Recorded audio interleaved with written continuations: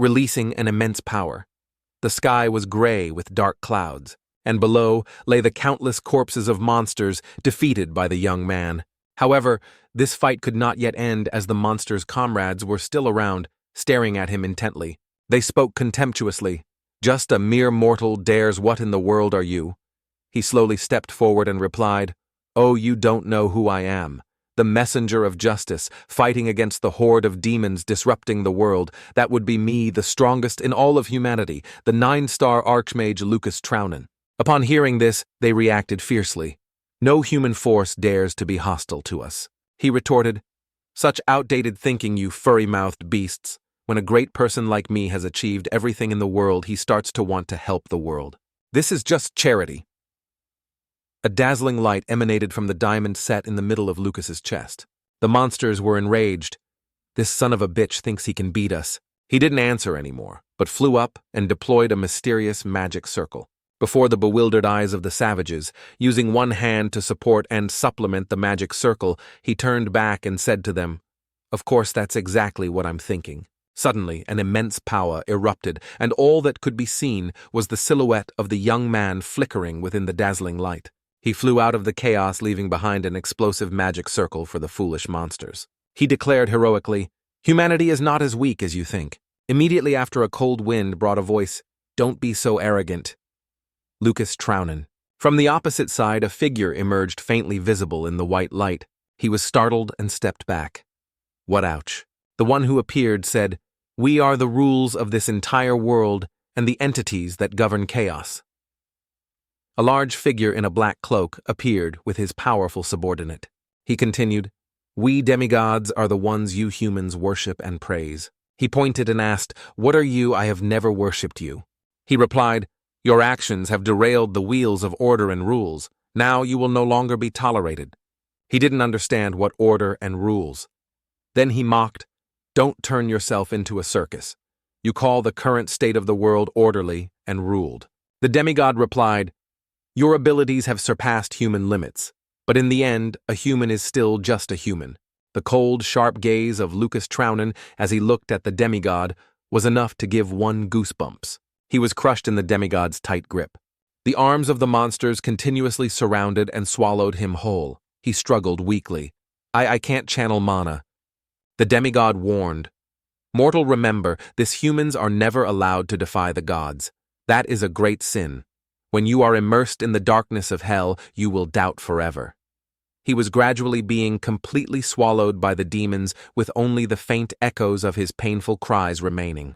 The demigod continued to speak. "Doubt, and then doubt again, always doubting. Eventually, the time will come when you doubt your own existence. Return to nothingness, sink into eternal torment and regret your existence. The fate of those who dare to scorn the gods, I will punish you with my own hands." In the present, a young man was thrown down mercilessly. He knelt on the ground in extreme agony as the bullies questioned him. "Do you think we're beggars? What the hell are you doing walking around with just a few coins like this? A son of the prestigious Blake family, yet your wallet is empty?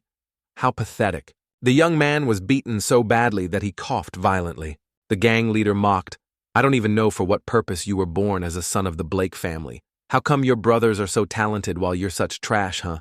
Then he grabbed the boy's hair and continued the torture. "But whatever, I like it this way." The boy screamed in pain. "Ouch." The bystanders stood by indifferently watching the scene along with the bully's harsh insults. No matter how much you're humiliated, no matter how cold your family is to you, or even if you're the worst student in the academy's history, you're still not dead. His eyes widened as he cursed. "If I were you, I would have killed myself a long time ago."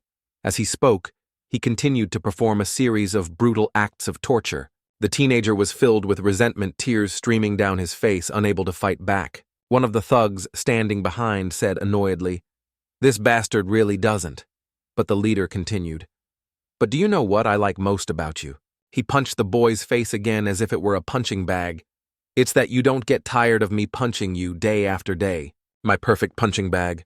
He mounted the boy, punching him relentlessly in the face in a hidden corner of an abandoned warehouse. After finishing the beating, he grabbed the boy's hair, pulling him up and tossing him back and forth like a lifeless ball. His cronies caught the ball and kicked him in the stomach, even hearing the sound of bones breaking. The two followers behind them joined in stomping on him mercilessly. Only when they were satisfied did they leave him covered in injuries, a bruised body and a wounded, irreparable, innocent soul. He used his remaining strength to shout, "Please stop," but he only received a kick to the head in response. His plea was like seasoning for their meal, only making these beasts more savage. The leader looked at him contemptuously and said, "Remember tomorrow afternoon's magic practice session. You're paired with me. Don't worry, I'll be gentle. You know I'm a good boy, right? Bullshit, I'll make tomorrow a day that will haunt you until you die. Because from tomorrow on, you won't be able to stand on these legs anymore." After saying that, they left. It was also getting dark, and the lights in the nearby buildings had turned on. He even waved and mockingly advised the boy, "Don't loiter around, go straight home. You need to rest to have strength for tomorrow." Then he exclaimed to his fellow beasts, "Man, punching him feels so damn good, even better than screwing girls." Only the boy was left crawling on the ground with trembling hands. All he could do now was curse.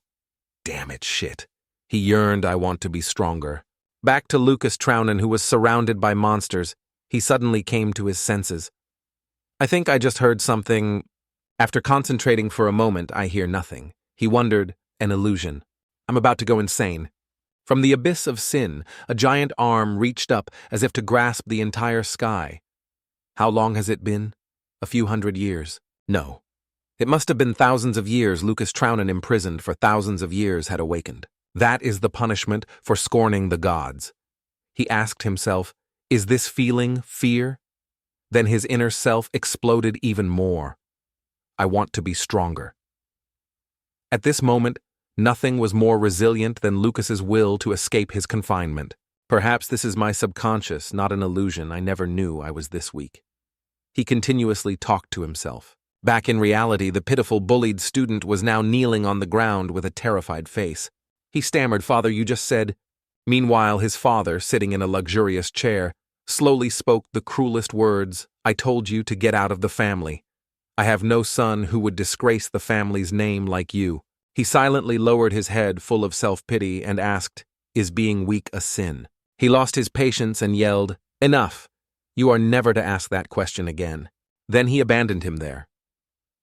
The Blake family does not accept those who cannot develop their power. The boy looked up and whispered, "Frey." He looked down at the boy and sneered, "You have never existed in my life, and I have never appeared in yours." This was the sentence that completely shattered the student's heart. He knew he wasn't loved, but he never expected that. To his father, he was nothing but despised trash. Tears welled up in his eyes, but he held them back, not allowing them to fall.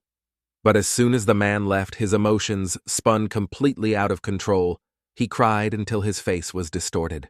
At Frey's house, a magnificent mansion, inside a dark room, the silhouette of the bullied student was slowly packing his belongings to leave the cold family. He looked at the bottle of pills in his hand as a terrifying thought emerged. Suicide. His hands trembled.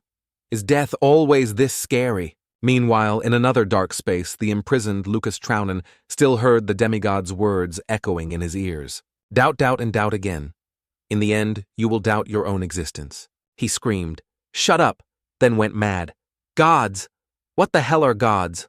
Order and rules, is this unjust and meaningless world so precious to you?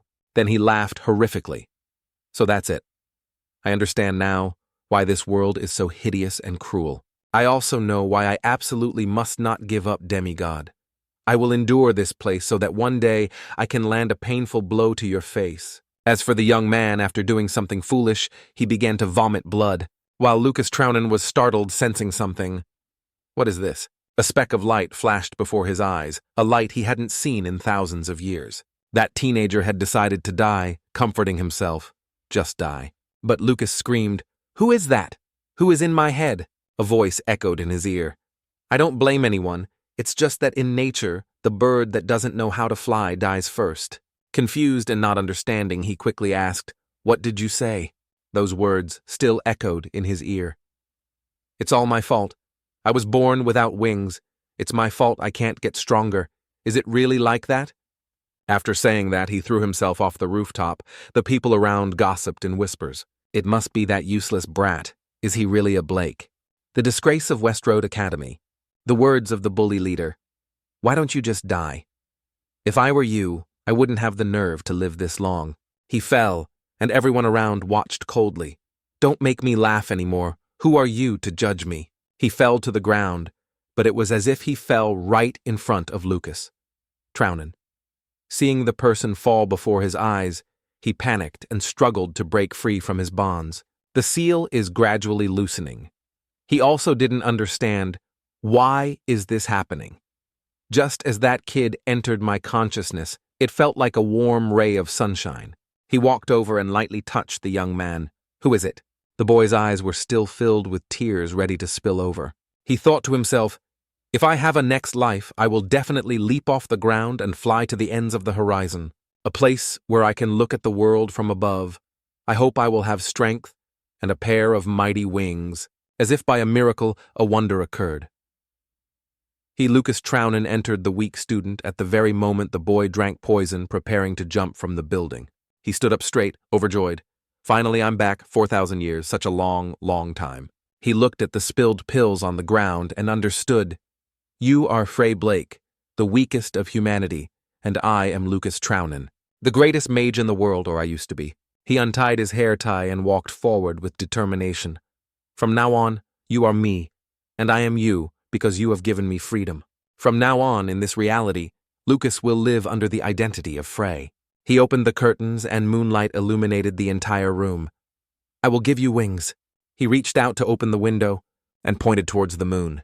Demigod, you who are hailed as a god, just you wait. It won't be long, I will definitely make you pay, until we meet again. Demigod. That was his warning for this return. What will happen on Lucas's path of revenge? The night was quiet with a clear moon and a cool breeze. In the middle of the empty garden, Lucas focused all his power, his entire body glowing.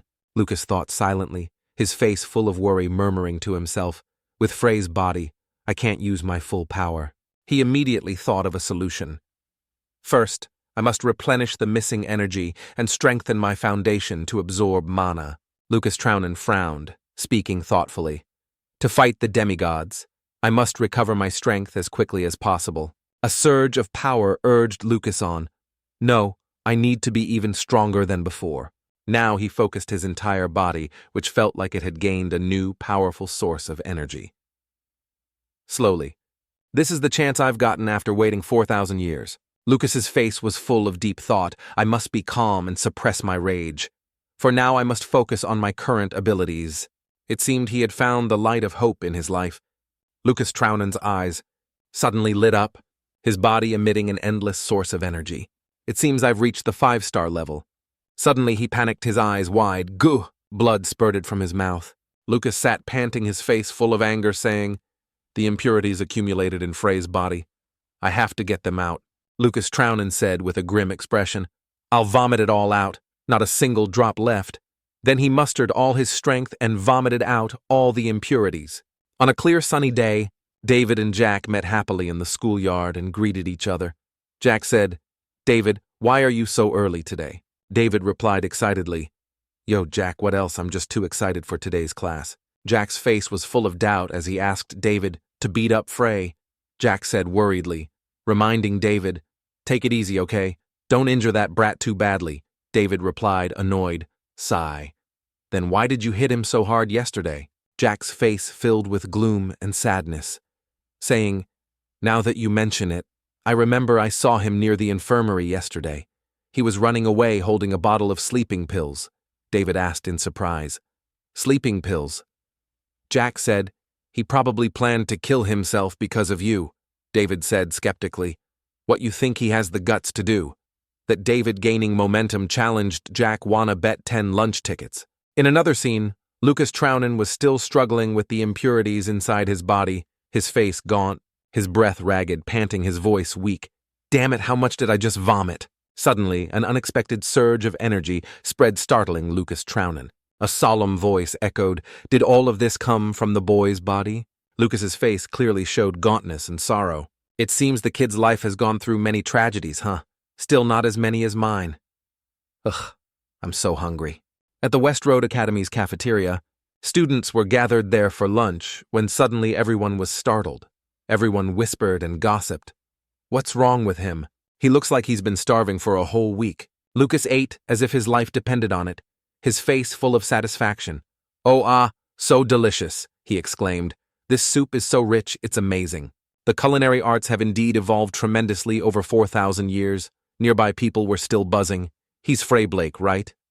"No, how could it be?" Frey continued to enjoy his meal, extremely satisfied. It just melts in my mouth." In the school hallway, Lucas seemed very confused about the changes in his life. "My God, I'm this old 50 plus 4,000 and I have to study with these kids." He sighed in frustration. "Sigh. Lucas, calm down and think I'm out of options. I can't make up for 4,000 years of knowledge with only Frey's memories." His eyes shone with determination and seriousness. "I must understand how the current world operates. That way I mustn't be hasty," he said. Lucas Troughnan opened the classroom door, attracting the cold gazes of all the students inside. David cheered loudly. "Yes, 10 lunch tickets," Jack said angrily, his voice resentful. "Damn it, he can't even manage to kill himself." David gloated, teasing Jack. "See? How many times have I told you to think before you bet?" Jack, enraged, clenched his teeth and said, "Shut the hell up, I'm pissed." Lucas Troughnan's face was filled with questions, his eyes full of gloomy doubt. As Lucas Troughnan was walking, David suddenly stuck out his leg to trip him with a challenging expression and a sarcastic tone. "So you've arrived, my dear friend?" Lucas Troughnan's eyes showed a contemplative look. "Dear friend." Looking at David, his face was murderous. Jack, unwilling to accept his loss to David, angrily grabbed Lucas Troughnan's hair and said resentfully, "Hey, Frey, give me 10 lunch tickets. I lost the bet because of you." "You know," Jack's tone was challenging. "Compensate for my loss, you dog." His rage reaching its peak, Lucas Troughnan shouted in a harsh voice, "Who the hell do you think you are to hit me like that?" Jack seemed to realize something, his face full of shock. "He's my friend." "No, that's not it." A flash in his eyes. "There are people like him in every era." Lucas Troughnan's whole body trembled. His limbs went limp. He wondered, "What's happening? Am I trembling?" His mind was filled with thoughts.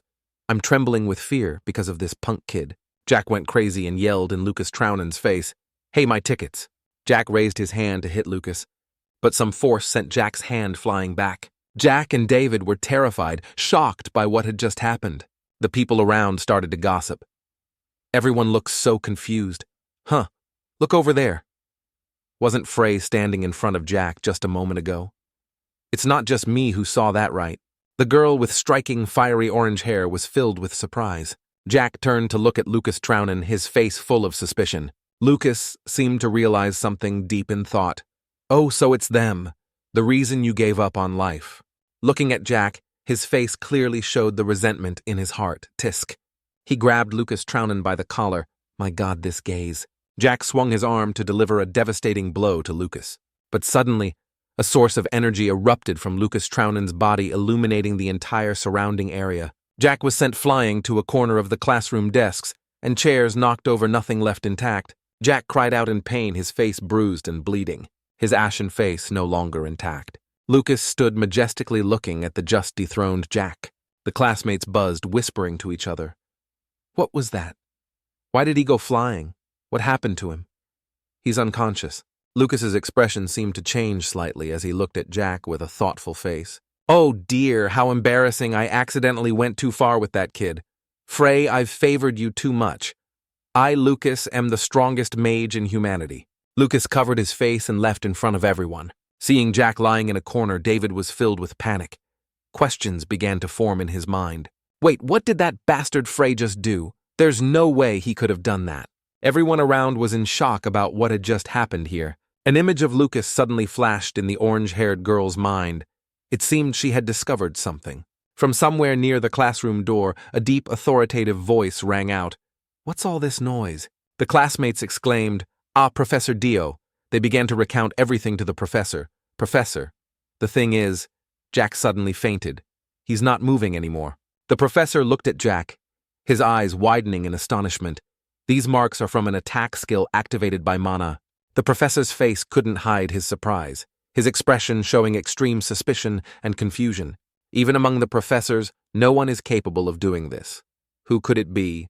It was time for class. The classroom had settled down to prepare for the new lesson. Professor Kevin was the teacher for the day. Professor Dio has to take care of student Jack, so Professor Kevin will be taking over the class for today. Professor Kevin also reassured his students. Student Jack is only unconscious. It's nothing life-threatening. The medical team said he will wake up tonight, so don't worry and focus on the lesson. Professor Kevin looked around the class with shifty eyes. The female students clearly showed discomfort and apprehension at his expression. Professor Kevin's mind was filled with improper thoughts. Lick. The atmosphere in this class is fantastic. There are far more female students than in other classes, especially the top-tier beauty Isabella. Kevin stared for a moment, his gaze freezing, as if he had accidentally seen something fray. The female students in the class were still whispering amongst themselves, clearly showing their dislike for Professor Kevin. Hey, I don't like Professor Kevin at all. His eyes always squint whenever he sees a female student. A female student nearby heard and warned, "Shh, don't look at him, or you'll become his target." Professor Kevin stood in front of Lucas Troughton, his voice dripping with sarcasm. What a coincidence to see you here, Frey. Since when did you start attending class regularly? Kevin looked at Lucas with a questioning and curious expression. Lucas Troughton, seemingly not understanding what was happening, covered his face in exasperation. Seeing this, Professor Kevin couldn't help but be confused. He's sighing. You rare specimen, Frey? I thought from your appearance you were a diligent student, but it turns out you're a professional class skipper. Lucas Troughton looked at Kevin and gave a forced smile. Professor, please forgive me. It's because I'm busy with something. Professor Kevin raised his voice and said, busy? The surrounding students spoke up indignantly. What a pervert! He's always bullying him. He was not pleased. With a murderous look, he asked Lucas Troughton, Oh, is that so? You mean there are things more important than my class, right?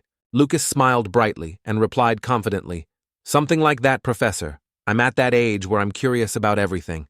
The students around were surprised by his words. What did he just say?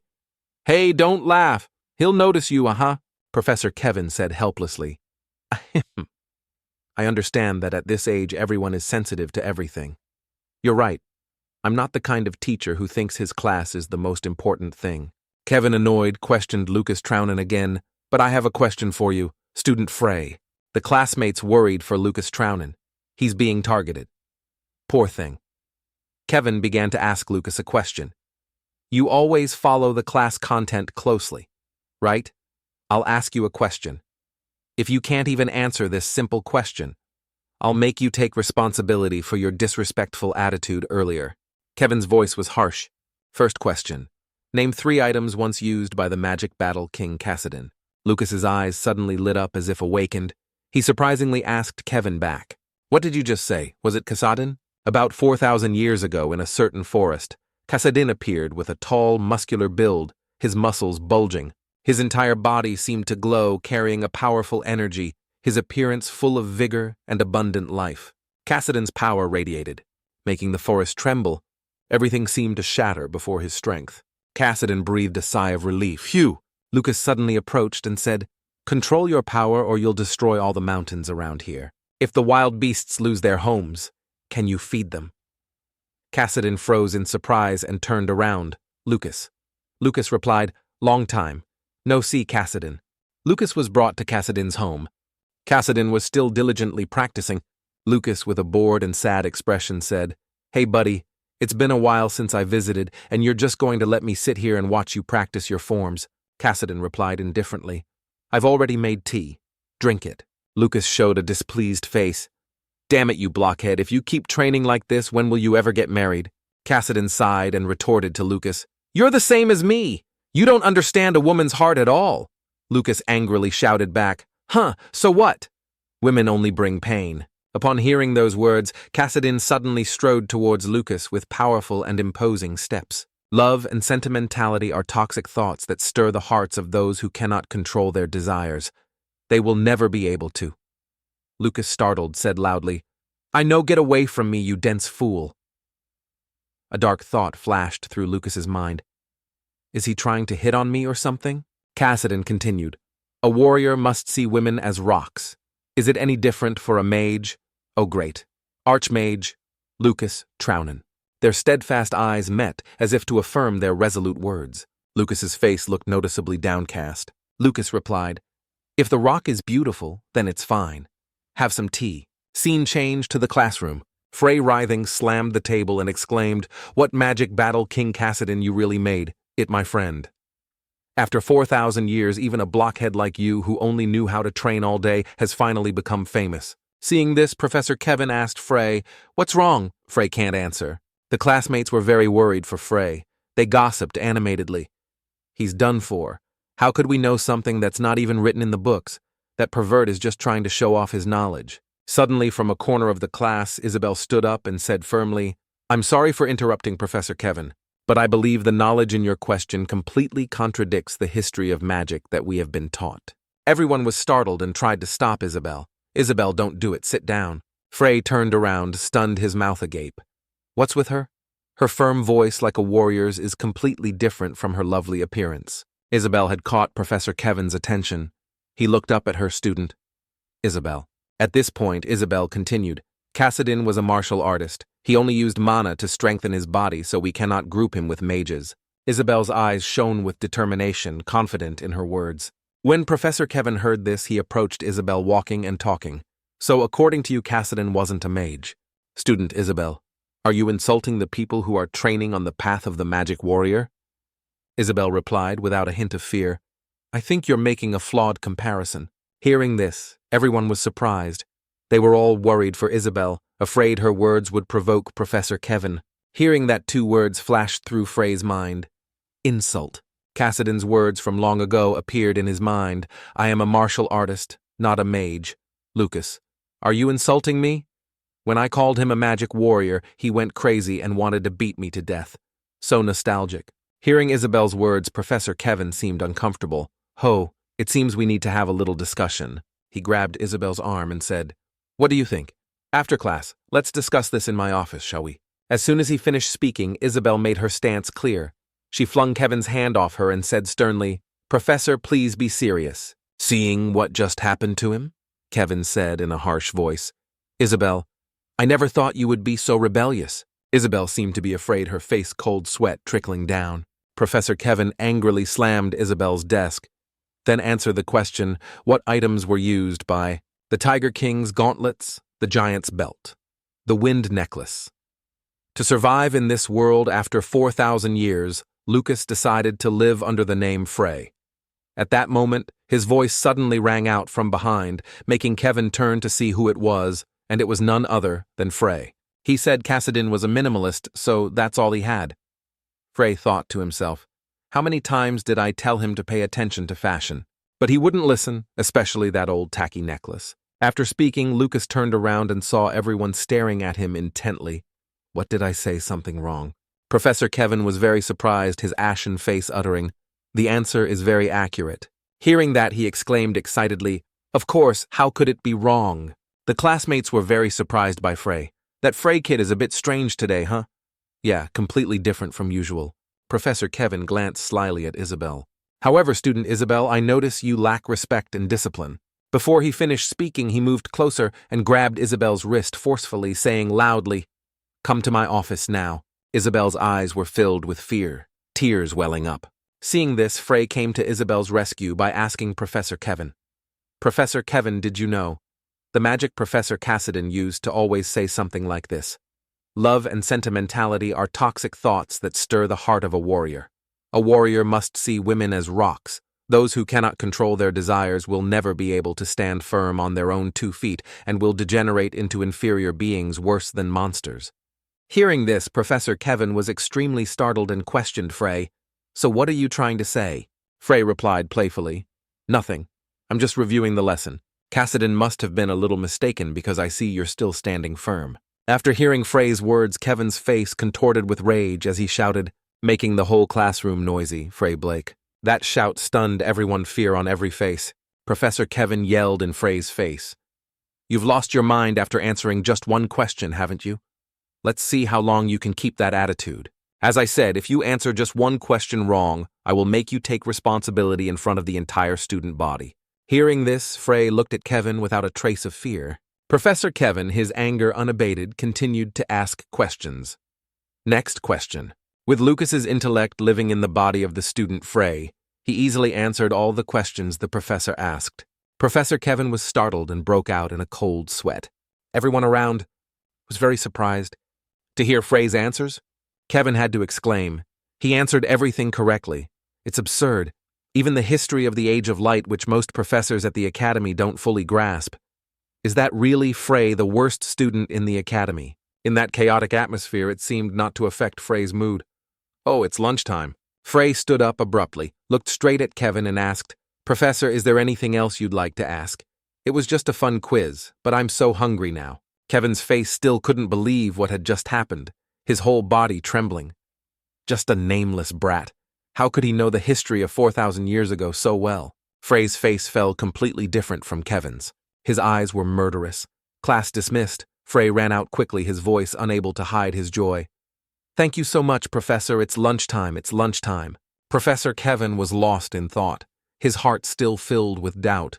As a witness to the event from beginning to end, Isabel was still utterly bewildered.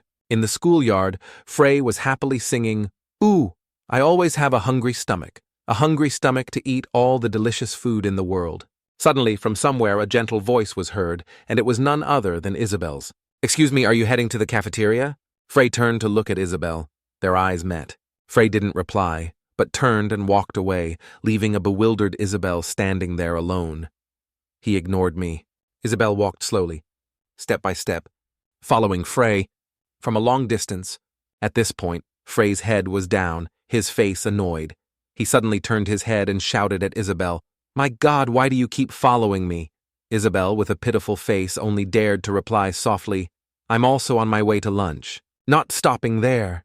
Frey continued to shout, Why do you have to talk like that? It's so pretentious, Isabel calmly replied to Frey's words. My family's tradition requires me to speak formally. Please understand. In the school cafeteria, students gradually gathered. Suddenly a table appeared piled high with food, filling the entire long table. Seeing this, Isabel exclaimed, Are you going to eat all this food? Frey replied, Try starving for 4,000 years and you'll be just like me. Everyone, let's eat. Isabel looked at Frey, confused. 4,000 years. May I ask what you're talking about? Frey looked at Isabel with an annoyed expression.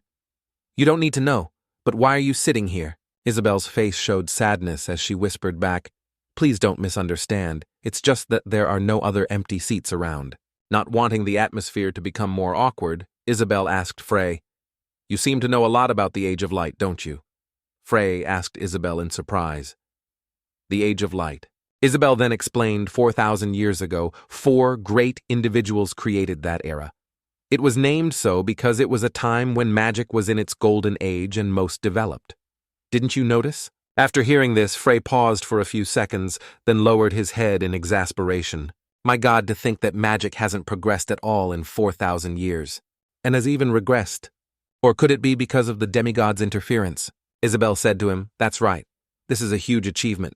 The 4 greatest people in the history of magic are Magic King Kassadin, Great Sage Caesar Versaman, and Dark Wizard Iris Peacefounder. And finally, the most powerful and most admired magician by humans, Lucas Traunin.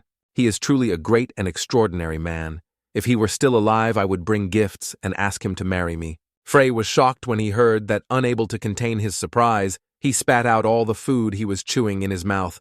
Gah! He laughed loudly, making Isabella confused. Why are you laughing? Frey laughed until tears came to his eyes. Ha ha ha, you're so young and you're already talking about marriage. Isabella said back. Hey, don't laugh like that. Frey said back. I understand how you feel, but this old man isn't interested in children. Isabella shouted, That's rude. I never said I would marry you. At that time, everyone in the cafeteria was talking about Frey and Isabella's table. What's that? Isabella's having dinner with Frey. I saw Isabella chasing Frey just now. Is that so? The prestigious Isabella is the one being pursued. Even David gets rejected every day. Shh! David appeared out of nowhere and walked over, making everyone laugh awkwardly. David, I didn't mean anything by it, ahaha. David's face couldn't hide his anger. As he looked towards Frey and Isabella's table, David growled. That bastard is annoying today. Back at the table, Isabella asked Frey about Professor Kevin's question about Kassadin's 3 training methods. Frey replied, Oh, it is. Isabella continued asking. According to your answer, there is assimilation, amplification, and struggle. But as far as I know, his method is only assimilation and amplification. Isabella put her hands down on the table and said sternly, "Can you show me the way to fight?" Frey asked while eating. "What level are you at?" Isabella replied, "I'm barely 3 stars. Frey chewed on his food and said, "Oh, what talent! How can you be so talented at such a young age?" Isabella said, "Excuse me, but I noticed the way you talk makes it sound like you've been alive for a long time." Frey said, "Indeed, I have lived a long time." Isabella was confused. "So you're not the same age as me," Frey replied, while wiping his mouth. "That's both true and false?" Isabella asked skeptically. "What do you mean?" At this time, Frey had also finished eating. "Wow, I'm so full." Isabella also stood up. "You're done eating, right?" Frey turned away and said, "Take your time eating." Isabella shouted, "Wait, you haven't answered my question. What is the method of fighting?" Frey turned back with an emotionless face. "Read the book. The knowledge in my head is experience, not knowledge, so it will be difficult for you." Isabella opened her eyes, wide, and asked Frey, "It's not knowledge, it's experience." Isabella's mind was filled with questions about the boy in front of her. "Who are you?" In the classroom, the professor told the class, "Today, our class will practice one-on-one magic duels. To ensure fairness in the classroom, all spells you cast must be limited to level 1. David, sitting far away, thought, "Finally, why is Isabel talking to that idiot?" Isabel sat next to Frey and asked him, "Hey, what exactly is struggle?" Professor Jane said from the podium, "This lesson will be exactly like real combat. Injuries will be unavoidable, and you will be responsible for all consequences. All students, please prepare yourselves mentally before entering the dueling ring." Frey asked Isabel that teacher. She replied, "Are you talking about Professor Jane?" Frey praised, "She's so beautiful." Isabel shouted in surprise, "What is your mind normal? How could you imagine such dirty things about a 40-year-old professor? Are you serious?" But Frey paid no attention and continued to praise. So curvy Isabel was so angry she trembled. Frey continued, "Look at her and learn. That's what a beautiful woman should be like." Isabel looked at him and said, "Even your taste is so old-fashioned." Professor Jane announced, "The first match is between student David and student Frey." David swaggered over and said to Frey, "How do you feel, my dear friend? I can't wait any longer. In fact, I'm so excited I couldn't sleep." But Frey ignored him and walked towards Professor Jane. He dipped Professor Jane back in front of everyone's surprised eyes and said to her, "Finally, I have found a reason to wake up from my eternal dream." Professor Jane shyly called him Student Frey. He paid no mind and continued, "You are everything I've ever longed for. Please don't worry, even if my body is not what I desire, but I promise my soul is mature enough to go with you anywhere. So what do you think?" Isabel watched the scene and turned pale, thinking, "What the hell is this creepiness?" Frey brought his face close to Professor Jane's and said, "Could you grant me the pleasure of inviting you to dinner tonight?" Professor Jane shyly turned away and said, "Step back. Frey, I won't warn you a second time." Frey held Professor Jane in a different pose and asked, "Then how about this? If I win the match, you'll have dinner with me, right?" The other students, hearing Frey's cheesy lines to Professor Jane, were dumbfounded and said, "He's crazy." At this point, Professor Jane looked at Frey with a serious expression and asked, "Do what? Are you serious? With just a 1-star magic level, you say you want to beat the 3-star David?" Professor Jane winked at Frey and said in a firm voice, "All right, if you win, I'll treat you to dinner." Frey turned away and said, "You promise?" Only after Frey walked away did Professor Jane's knees buckle, and she sighed. As for Frey, he looked back at his recent actions and thought, "What am I doing? I can't do something this embarrassing. Calm down. I can't be moved by a young person." Seeing Frey return to the ring, David asked him, "Are you insane, Frey? I didn't know your taste was so seasoned. Or are you trying to make the professor stop our match?" Frey warmed up his limbs and replied, "Stop. Why would I do that?" David said confidently. "You must have slept well last night, huh? Do you understand the situation right now? Listen carefully. I'll start by destroying your vocal cords, and then I'll slowly break each of your legs and arms. You won't be able to escape or scream for help. It'll be a lot of fun." Frey paid no attention to David's words. He just stood still, picking his nose. David, now serious, pointed at Frey and said, "I told you, didn't I? Today will be the last day you live like a normal person." Frey retorted, But it seems there's no one-star spell capable of causing that much damage. David boasted arrogantly, "I'm David. What the hell can't I do? You'll see," Professor Jane announced. The match begins. All the students cheered excitedly. David entered the battle and said, "Stone Fury." David summoned Earth, forming it into an arrow, and flew up. The other students watching the match also shouted in amazement, "Stone Fury. Is he going to use that move?" Isabel also said in surprise. "Oh no," she said to Professor Jane. "Professor Jane, you said we could only use one-star magic." Professor Jane calmly replied, "He is not breaking any rules." Isabel was stunned by Professor Jane's words and asked that magic doesn't break the rules. In the match, David arrogantly told Frey, "This is something only the direct heir of my family can use. Representative magic. This is a powerful spell. If all conditions are met, even a one-star mage can cast it," Frey said, without a hint of fear. "Representative magic used to represent the symbol of a family's power, and you intend to use it to bully others." David asked him what's wrong. "Scared now?" Frey mocked David. "Oh, I'm so scared, my lord." Frey used magic missile to summon a magic orb in his hand. The students watching the match were also surprised by his move. Frey looked at the orb in his hand and said, "It's quite bright." Seeing Frey's move, David laughed mockingly and said, "What the hell, magic missile? A gutter trying to make ocean waves, son. Magic missile versus Stone Fury, huh? That's probably the only spell you can use, right?" Frey said nothing. He just flicked the orb, which flew towards David, sending him flying back and injuring him. David was severely injured, lying trembling on the ground.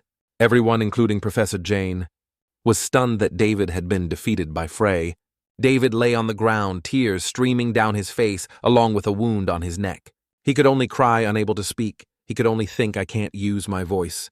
Frey looked around at the pile of earth and rocks and said, "What a mess." In the stands, a red-haired male student said to his blonde friend next to him, "I heard this was just a C-rank magic practice session," but his blonde friend next to him said nothing, just picked up a brick that had been thrown out of the fight between Frey and David. Frey looked at David moaning on the ground and asked, "Using representative magic in a practice session.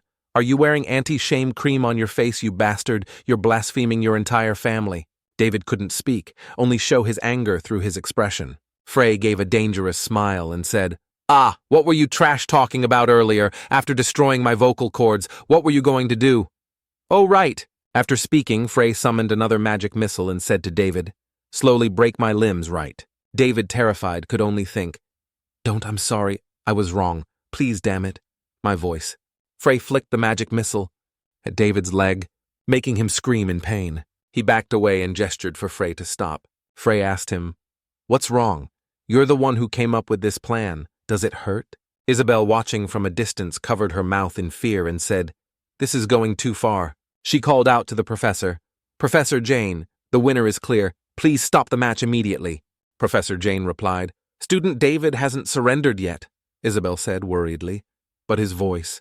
Professor Jane cut her off. "Student Isabel, I have made it very clear. This lesson will be exactly like real combat. On the path to becoming a mage, you can never be weak-hearted in situations like this. You must learn to be ruthless in every duel." Isabel could only look at Professor Jane and say nothing. Frey looked at David with a terrifying gaze and said, "If you want to bully others, then when the opposite happens, you must have the spirit to accept the consequences. It's because of trash, like you running around calling yourselves mages, that the world of magic is in such a sorry state. It's better if you never use magic again for the sake of a purer society." Frey smiled again, bringing his face close to David's, and said in a gentle voice, "Just kidding, my dear friend. Did you really think I would break your limbs?" He turned and reminded David, "You know I'm a kind person, so I'll just stop at your legs." Seeing Frey leave, David finally dared to lie down completely on the ground and let out a long sigh. But Frey turned his head back and said, "However, you still have one leg left." Those words from Frey made David touch his injured legs in fear. Frey used magic missile again, raising the orb high, which terrified David to the extreme. Up in the stands, the red-haired guy asked his blonde friend, "What do you think of that first year? His skills are good." The blonde guy said nothing and just quietly left the stands. The students in the school were gossiping about the match between Frey and David. Someone asked, "Have you heard that useless Frey overwhelmingly defeated David?" Someone asked curiously. "Really?" Another person said, My classmate told me that David was taken home with his legs and vocal cords crippled. Another person said regretfully, so his future as a mage is gone. Another person said, probably. But man, that David was a real piece of shit with him gone. The academy's atmosphere feels so much fresher. But how did that useless guy win? He must have cheated, right? A short-haired girl pointed in another direction and said, "Hey, look over there, it's him." There was a buzz of gossip. Maybe he made a deal with a devil. As David was walking, the red-haired guy came up to him and asked, "You're Frey Blake, right?" Frey said with a suspicious tone, replying, "Yes, who are you?" The red-haired guy introduced himself. "I'm a fourth-year student, Duman Milost." Frey's suspicion lessened as he said, "Oh, so you're my senior." Duman called to him. "Frey Blake joined the Trounan Guild with us." Frey wasn't sure, he asked again, Trounan. Duman explained to him. "That's right. As a student here, you must have heard of it, right? We are the students who represent West Road Academy, the Trounan Guild." Duman held up his hand with a glowing ring and said, "This isn't a guild that just anyone can join. Only students personally selected by us are eligible to join. This is the ring that symbolizes membership in the Trounan Guild." Cool, right? It's a masterpiece by the master artisan Proteus made of pure gold. You can even leave a bite mark on it. After hearing this, Frey could only think to himself, I wonder where the copyright is when they use my name without permission. Duman continued to talk about his guild. With this ring, you can get any job you want after graduation, which means you'll never have to worry about starving. Frey turned away and thought to himself, I just remembered in this era, my family name doesn't even exist anymore. Duman continued to ramble on about the guild. That's not all. Don't be shocked, but the head of the Trounan Guild is none other than... Frey turned his head and walked away saying, No, I don't need it. Duman quickly stopped him and said, Wait, are you crazy? This is the Trounan Guild. Think about it again. Another voice came from behind Duman. That's enough, Duman. We can't persuade him like that. Duman turned and called out, Jun Hyung. Hearing that name, Frey turned his head and glanced back. Duman bowed respectfully to Jun Hello Hyung. Frey and Duman stared at each other. Jun approached Duman and said, Hello, student Frey. I think formalities are unnecessary between us. I am the manager of the Trounan Guild. Paran Jun. Perrin introduced himself. I am the manager of the Trounan Guild. Paran Jun. I came here because I want to invite student Frey to join the Trounan Guild. Perrin and Frey looked at each other with sharp eyes. Frey thought to himself, look at that. At his age, he can already exude such an impressive, calm demeanor. But Frey waved his hand and said, I'm not interested. Even if I joined, nothing would change. He turned and walked away, waving, and said, I'm not going to copyright the name. Feel free to have fun with it. Hearing him say that, Duman said angrily, You shameless brat! Who do you think you are? Paran raised his hand to stop Duman, making him say shyly, I'm sorry. Perrin silently watched Frey's figure walk away. At a restaurant, Professor Jane sat before a lavish meal with Frey and Isabel. She rested her chin on her hand and said to him, It's true, I promised to treat you to dinner, but why is there a third mouth here? As Isabel was savoring a delicious piece of meat, Frey said, See, I told you to go. Put down your fork. Don't eat that. Isabel replied calmly, Please don't mind me. I'm not following you two because I feel insecure or anything. Hearing Isabel's words, Frey trembled with anger and shouted, Hey, can you please go somewhere else? Even if you have a thick skin, there's a limit. Isabel said something that surprised even Professor Jane. Even though I've searched through all the materials, I still can't find any information about struggle. Since you won't teach me, I don't know what else to do. I have no other choice but to follow you wherever you go. Professor Jane asked Struggle, Do you mean Cassidon's training method? Isabel, also surprised, asked Professor Jane. Professor Jane, you know about it too. Professor Jane said I've heard rumors about it in the Mages Institute, but I couldn't find any information about it in any records. You're saying student Frey knows about it. If what you say is true, then I'd like to hear more about it too. Frey drank his water, then walked over to Professor Jane, wrapped his arm around her neck and said, Instead, I can teach you many more interesting things. Would you like to continue our discussion in the bedroom? Both Professor Jane and Isabel were stunned to hear Frey say that. He was face to face with Professor Jane, making her blush. She thought, My God, why am I feeling this way, with a student who's 20 years younger than me? Just as they were about to move their lips closer, Isabel slammed the table, startling them. She shouted, Please do not act so disrespectfully towards the professor. Professor Jane turned away coldly blushing, while Frey said to Isabel, Are you still here? After the meal ended, Frey stood alone by the railing of a bridge, lost in thought. It's hard to understand. If the demigods have full control over this world, and I'm a thorn in their side, then they should have completely erased our existence by now. But after 4,000 years, the information about Kassadin, Schweizer, Iris, and myself is almost undistorted. Why could it be that there are still people out there who have inherited our will and are fighting? Isabel walked over to Frey.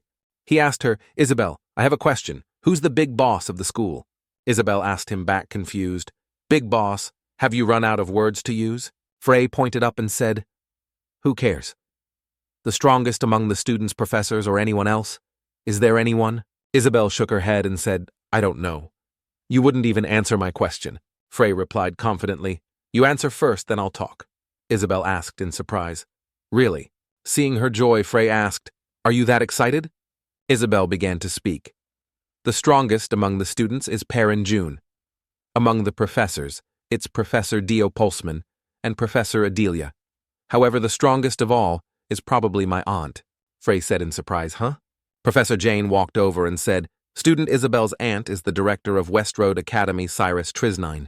She is a 6-star mage who has been granted the title of Ice Monarch by the Empire. Frey said in surprise, Oh, 6 stars. Professor Jane continued.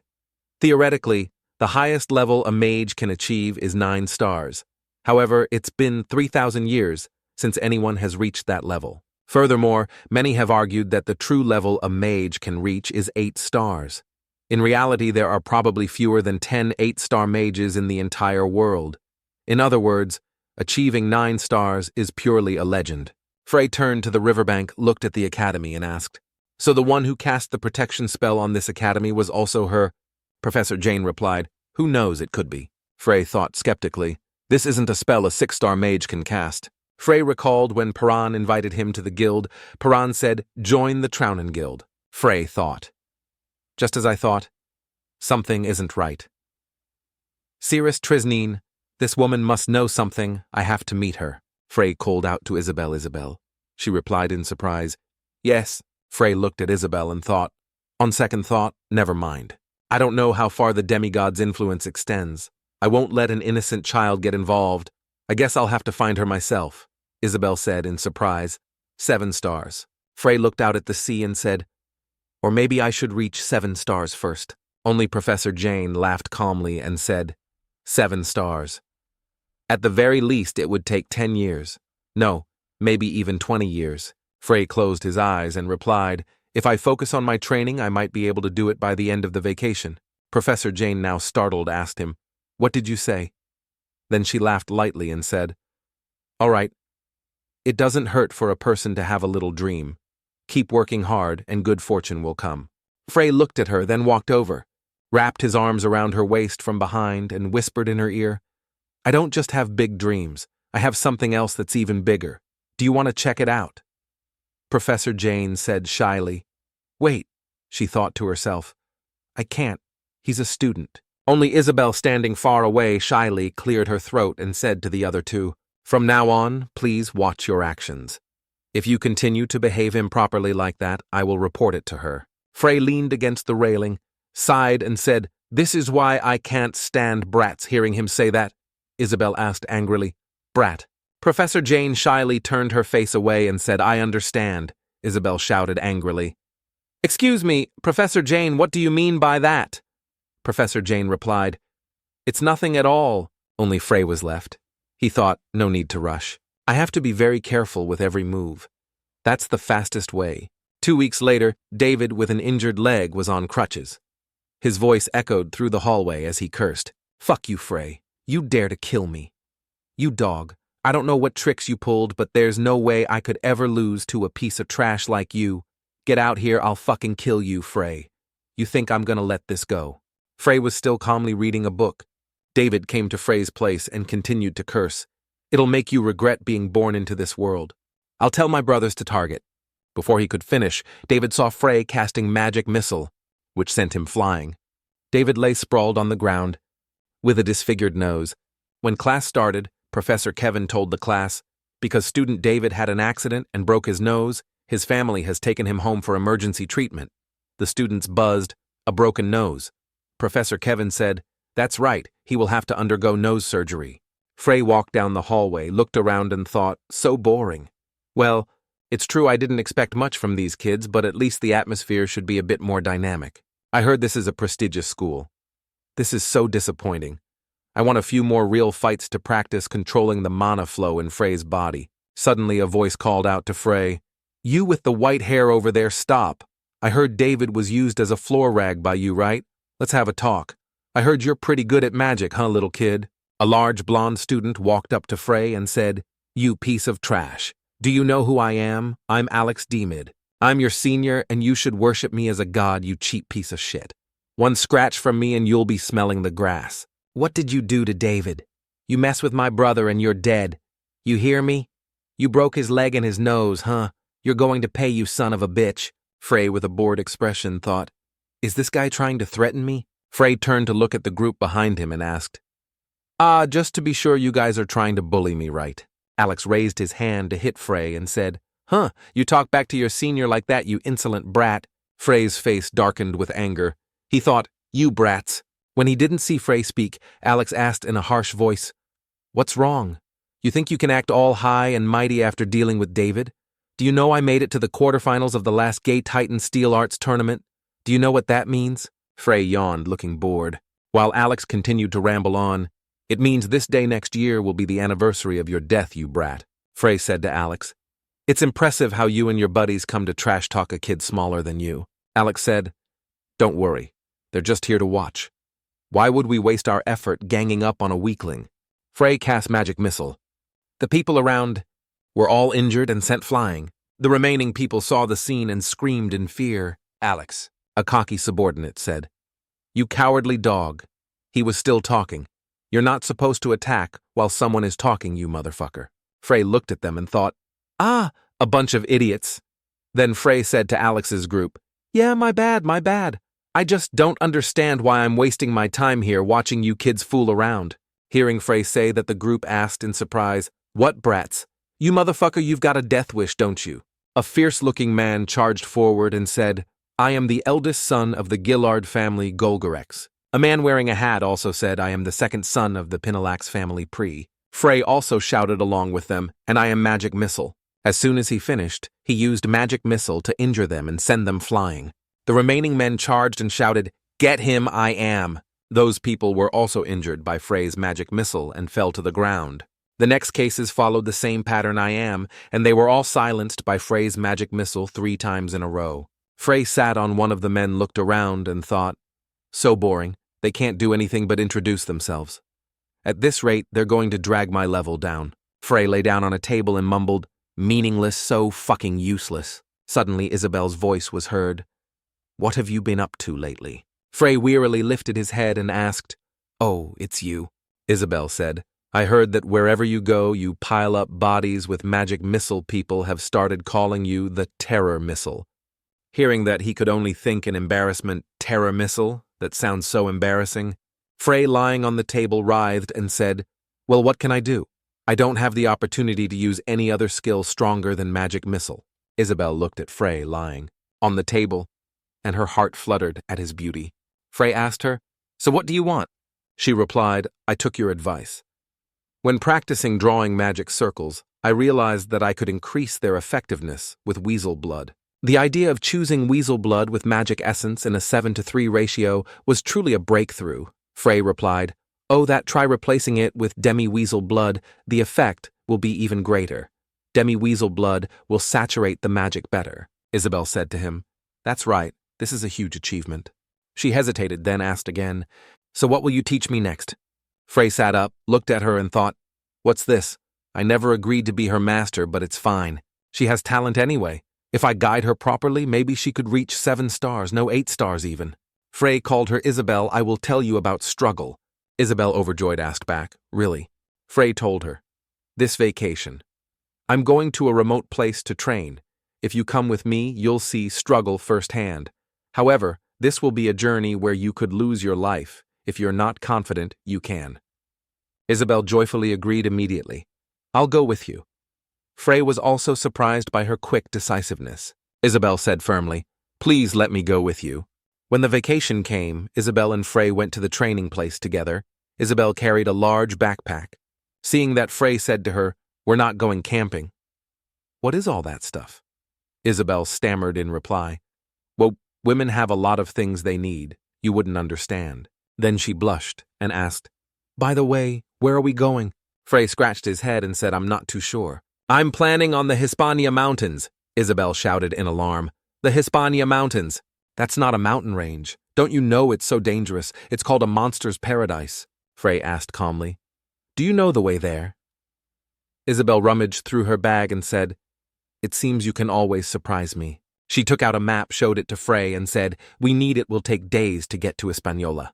By using a warp stone, I've heard the path up the mountain is very harsh and also filled with dangerous monsters." Frey asked her, "Well, are you scared?" She put on her backpack and replied, "Please don't underestimate me. I didn't expect our journey to be so peaceful since we started." On the way, Frey walked behind her and asked, "But what was that you just mentioned?" "A warp stone," Isabel said. "Just as its name suggests, it's a very convenient device for long-distance travel." Frey said curiously, "There's something that convenient. So things are different from 4,000 years ago, huh?" Isabel asked in surprise. 4,000 years ago. Frey thought absent-mindedly. While magic has devolved, technology has progressed. So that's why the students lack skills. They've even commercialized these warp stones. What a bold idea.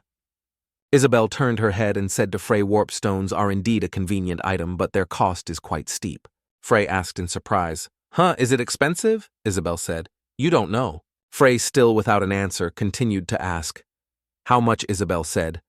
"Because the distance between Calcifone and Hispaniola is quite large, it would cost about 10 gold coins." Hearing the steep price, Frey stammered, 10 gold coins." He turned and searched his pockets, thinking to himself, "My entire fortune is just 1 gold coin." Seeing him stop, Isabel asked, "Is something wrong?" Frey held the gold coin in his hand and thought with difficulty. "Frey, what should I do? A noble like you is in this state. Wait, Isabel is also a noble. She must have a lot of money." Not seeing Frey reply, Isabel asked again, "Are you not feeling well?" Suddenly, Frey started dancing crazily and said to her in a sweet voice, "Belle, my kind lady, how much money do you have on you?" Seeing his unusual behavior, Isabel asked in surprise, "Huh, what's wrong with you?" She seemed to understand the issue and said, "Comfort makes people lazy. There's no way I'm covering travel expenses on a training trip." Frey pointed back the way they came and said, Go home. Go home and bring the money here." But Isabel said resolutely, "No way. Earning money for travel expenses is also part of the training." Frey shouted, "Are you really saying that with that huge bag on your back?" Isabel didn't back down either, shouting, "This and that are different things. Women need a lot of stuff." Frey sighed and said, "Enough, cut the crap." He walked on dejectedly and thought, "Everything will be fine if we get to the capital first, I hope so." Frey asked Isabel, "Have you ever had a part-time job?" Isabel replied, "Never." Upon arriving at the port, both Frey and Isabel showed surprise on their faces. When they saw the enormous ship, Frey asked, This is free," Isabel replied. "Students get a special free pass. That's why there are so many students here." Hearing that, Frey looked pleased and asked, "I hope there's good food. I wonder if they have meat." Isabel said, "I heard they only serve high-quality food." Frey was still daydreaming. Meat. I'm drooling just thinking about it. I absolutely love our academy. I really do." When it was their turn to board the ship, the ticket inspector said, "This ship is full." Frey asked, stunned, what the next trip is in 4 days. Hearing that, Frey fainted on the spot. But the ticket inspector said, "If you don't mind, you can take the Cortez for now." Frey asked Cortez. He looked at the small ship next to it and said, "It's not too bad." "Although it's not bad, I feel sad when I look to the right," Isabel said. "That's human nature." The ticket inspector explained the route. "It will stop at Geotenboul on the way, but you will still arrive in Calcifone within 5 days, and it's obviously free for students like you." Frey scratched his head and said, "Yes, thank you." On the ship, 3 fierce-looking men were having dinner and talking. A man with a scar on his lip said, "Everything is ready, Captain." Another man with a missing eye said, "Excellent. Tonight we sail, Let's make it a memorable trip. The one-eyed man bit into a piece of meat and laughed. The man called Captain asked the one-eyed man, "Hey, why did you gouge out your own eye? It looks really painful." The one-eyed man replied, "What's up, Captain? Just for fun." "Don't pirates usually have one eye? It makes them look cool." The captain yelled. "So that's why you gouged out a perfectly functional eyeball. Are you crazy?" The man with the scarred lip said, "Come on, let's get down to business, everyone." The leader pointed at the map and said, "Today's target, the ship will stop at Geotanbul. We will target the moment they pass the Oskal archipelago." The one-eyed man grinned slyly and said, "Tonight's going to be a big haul. By the way, what's on that ship?" The captain frowned and said, "You and your eyeball. If you don't want me to smash your last eyeball into pieces, listen carefully. The ship has everything." Wow. All out, young, old, small, nobles, setters, Jibu. A man the captain says to two people, Isabel and Frey. "This is the Cortez. Welcome aboard the Cortez. I am Captain Mac Martinez." Isabel says to Mac, "Please take care of us. If it weren't for this ship, we would have been stuck in the city for 4 days. Although this ship doesn't look very fancy, there are so few passengers is something wrong," Mac explains. "This ship passes through the Oskal archipelago where pirates occasionally appear," Isabel says in surprise. "Pirates," Mac reassures her. "No need to worry. Although we only have 2 warships escorting us, and there is a 4-star mage on each escort ship. And of course they are mages from the Magic Academy. No matter how many pirates come for us, they will not succeed." Isabel says to Mac, a 4-star mage, that's reassuring. Mac tells her, "Even if those bastards have brains, how could they possibly get past my 2 warships?" Suddenly everyone on the ship runs in panic and screams, "Pirates! The pirates are here!" A huge ship appears in front of them. Mac says in confusion, "That's a pirate ship," someone reports. "Captain Mac, this is bad. The warships they've been..." Everyone on the ship panics and shouts, "Ship pirates!" Someone talks about the escort ships. "They've all been sunk," Captain Mac says in confusion. "Impossible. They sank 2 warships. That's not something ordinary pirates can do." The pirates on the other side are cheering joyfully for taking down Mac's warship. A few minutes earlier on the pirate ship, a subordinate says, "Captain, they're in our sights. The ship Cortez is here." The one-eyed guy yells, "Quiet. That person will take care of them for us." But the one-eyed guy sees something and yells again, "There are 2 warships there. What do we do?" The captain says, "Quiet. That person will take care of them for us." The captain points towards the bow of the ship, where a mage in a black robe is standing. He introduces, "That's a special guest for today. He was very difficult to get." That demon-faced mage says, "In this society, diligence makes up for lack of talent, unlike those types who want to eat without working." The captain continues, "Remember that person is the Lich Lord Dullard. He is a special person who can help us in this raid." That demon-faced mage says, "Then they'll just have to eat dirt." The one-eyed guy looks impressed and gets slapped on the head by the captain, who says, "You idiot." The one-eyed guy rambles on, "An undead. I've only heard about them, but seeing one for real gives me the chills. It's like I'm having a nightmare. I thought our captain would finally go crazy when he heard we were going to attack the Cortez, which is being escorted by warships, but the captain standing beside him threatens, 'Go on, but you might lose your other eye.'" The one-eyed guy flatters, "I didn't expect you to make a pact with a Lich captain. You truly are a pioneer, a trailblazer in pirate history." The captain, enjoying the flattery, laughs and says, You think so? That's right." Suddenly the Lich yells, "Ice Lance." Suddenly a magic circle appears on Mac's warship, causing the mages to say in bewilderment, "What is that?" The 2 mages fight, with all their might, but the continuous assault of ice lances causes heavy damage to the ship.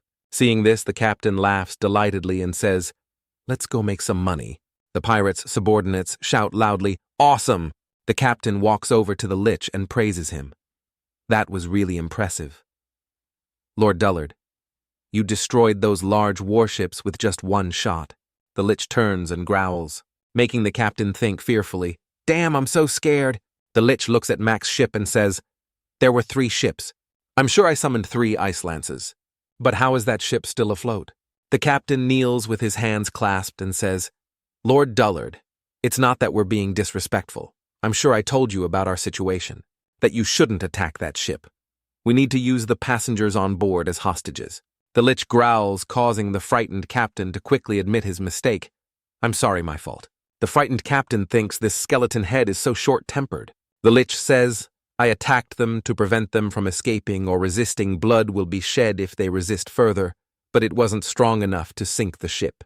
The captain, not understanding the issue, asks, What are you trying to say? The lich turns his head and says, There's something unusual on that ship. Back on Mac's ship, Mac is reassuring everyone. Students, please remain calm. Please follow the crew's orders. In the chaotic crowd, a person wearing a hat is sitting in the corner of the boat, looking mysterious. Isabel says to Frey, The warship has been destroyed. Seeing Isabel's worry, Frey pats her head and reassures her, Calm down, they're just pirates. What worries me more is, hearing him speak so calmly, Isabel thinks to herself, Just pirates. Frey says, There were 3 ice lances, but the one aimed at this ship disappeared in midair. Isabel asks worriedly, Did you intervene? He says it wasn't me. Frey thinks, Although I can feel the mana fluctuation, I couldn't stop it. Frey, I'm not that different from you, kid. Frey thinks back to 4,000 years ago. My mind went blank as soon as I felt the demigod's curse. The memories of being sealed for 4,000 years also put me in a similar state.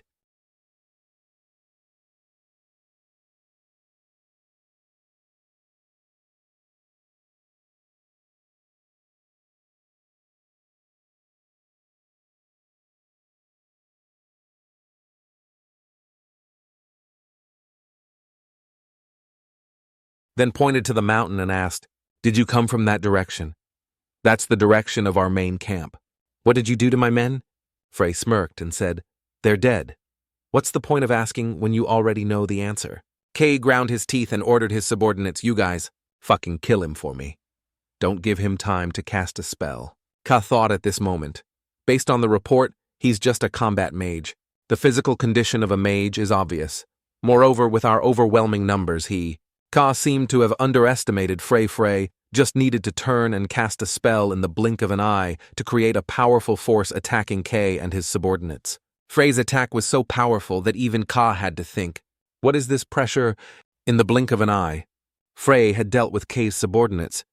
Both Ka and Sonia were very surprised by this. But Sonia's suspicion was aroused. She asked, Who are you? What is your purpose? Frey suddenly trembles, clenches his fist, and thinks, Though they are similar, it's not like the demigods, it's undead mana. Isabel asks him, If it wasn't you, then who blocked it? Frey says dejectedly, Who knows? Although we don't know who it was, we should thank that person for protecting the ship. The ship is attacked, causing everyone on board to scream. The pirates have boarded the ship. The students scream, Pirates. The pirates are invading. Help me. They're pirates, Mom. The pirate captain's group has boarded the ship. The one-eyed guy says, The ship doesn't look that big, but there are a lot of passengers. A few people from noble families, 1, 2, 3, about 40 of them. We could spend the rest of our lives without having to work again. The pirate captain says to everyone on board, Good evening, my dear students with lots of money and big dreams.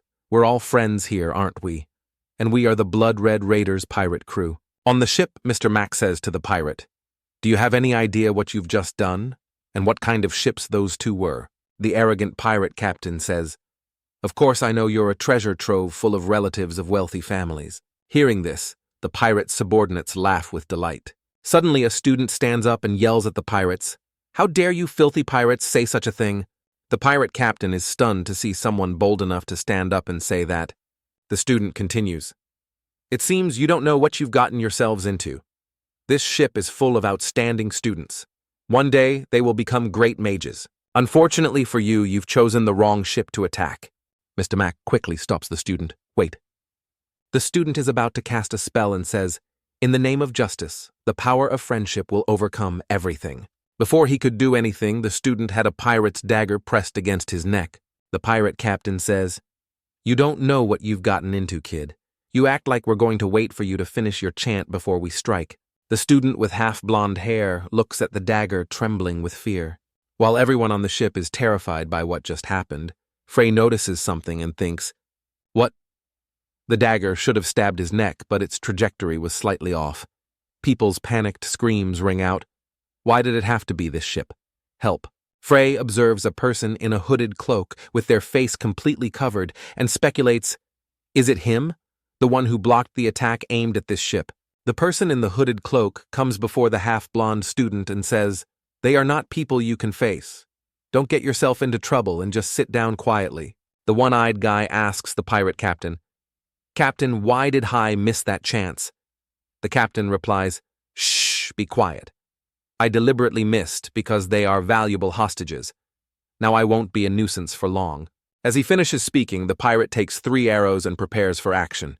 He says, "I'm getting serious, and we'll finish this quickly."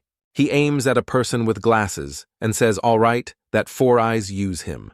The student with glasses fearfully collapses to the ground and trembles, saying, "Please don't." The student with glasses was so scared he peed his pants. The pirate pinches his nose and says, "Oh my, our little baby has been very naughty, hasn't he?" Then he orders his subordinate, "Give him a bath." The subordinate quickly replies, "Yes, sir." The pirate with the scarred face slings the bespectacled guy over his shoulder and says, "He's heavy." The person in the hooded cloak suddenly speaks up, "Stop." But it was too late. The guy with glasses was thrown into the sea. He struggled in the water and shouted, "Help! Help me! Please!" He struggled for a while and then slowly sank. A brown-haired person standing on the ship looks out and says, "To kill a 2-star mage so cruelly. Now everyone on the ship is even more terrified." The pirate captain finds it too noisy and picks his ear. 2 people, one with blue hair and one with brown hair, cast a spell and shout, "You despicable pirates! How dare you do this to Orca?" The pirate captain blows lightly on his finger and says, "All talk. Why don't you jump down, so noisy?" The blue-haired and brown-haired individuals cast a spell at the pirate, but a shield appears around him blocking their attack. The blue-haired and brown-haired individuals are surprised. The brown-haired person yells, "What?" The 2 of them are even hit back by the pirate with a stronger magical force, sending them all flying. The one who cast that spell was the lich. The blue-haired person sees the lich and says in fear, "That's impossible, it's a lich." Isabel, standing next to Frey, also says in surprise, "That's really a lich." Mr. Mac also says in surprise that thing you made a pact with an undead. "Do you even realize what you're doing? The undead never make pacts with humans. It's clear you're being controlled by it." The pirate laughs arrogantly and says, "We don't care about anything but money because we're pirates."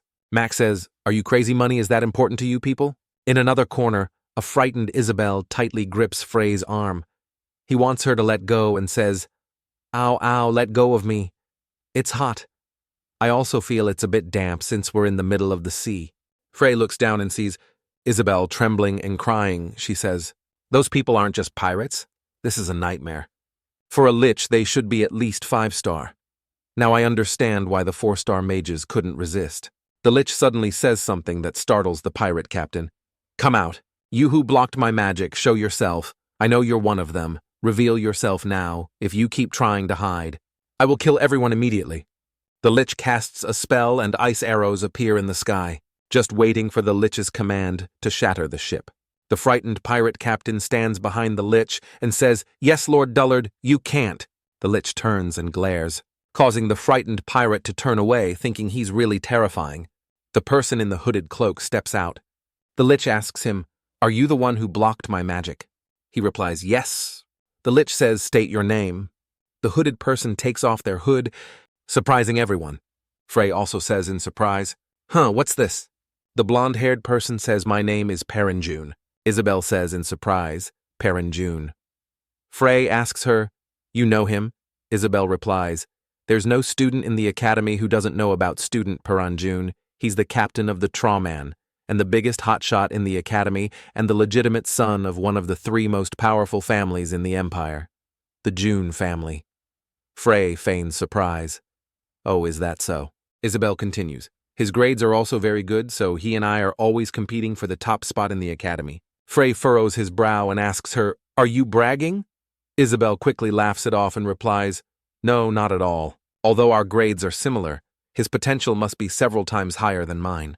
The female students on the ship are also admiringly saying, "Lord Perenjune. Lord Perenjune is on our ship. It's really Lord Perenjune. Thank God we're saved." Isabel continues to tell Frey, "It's very likely Perenjune who neutralized the lich's magic. He might actually be able to solve this problem." Frey says seriously, "Don't get your hopes up." Isabel asks in surprise, "Why do you say that?" Frey looks at Peren and says, "He's having a hard time just standing up straight right now. The lich is at least 5-star. And although that Perrin guy seems to have achieved enlightenment and is expelling impurities from his body, he just reached 5-star a moment ago.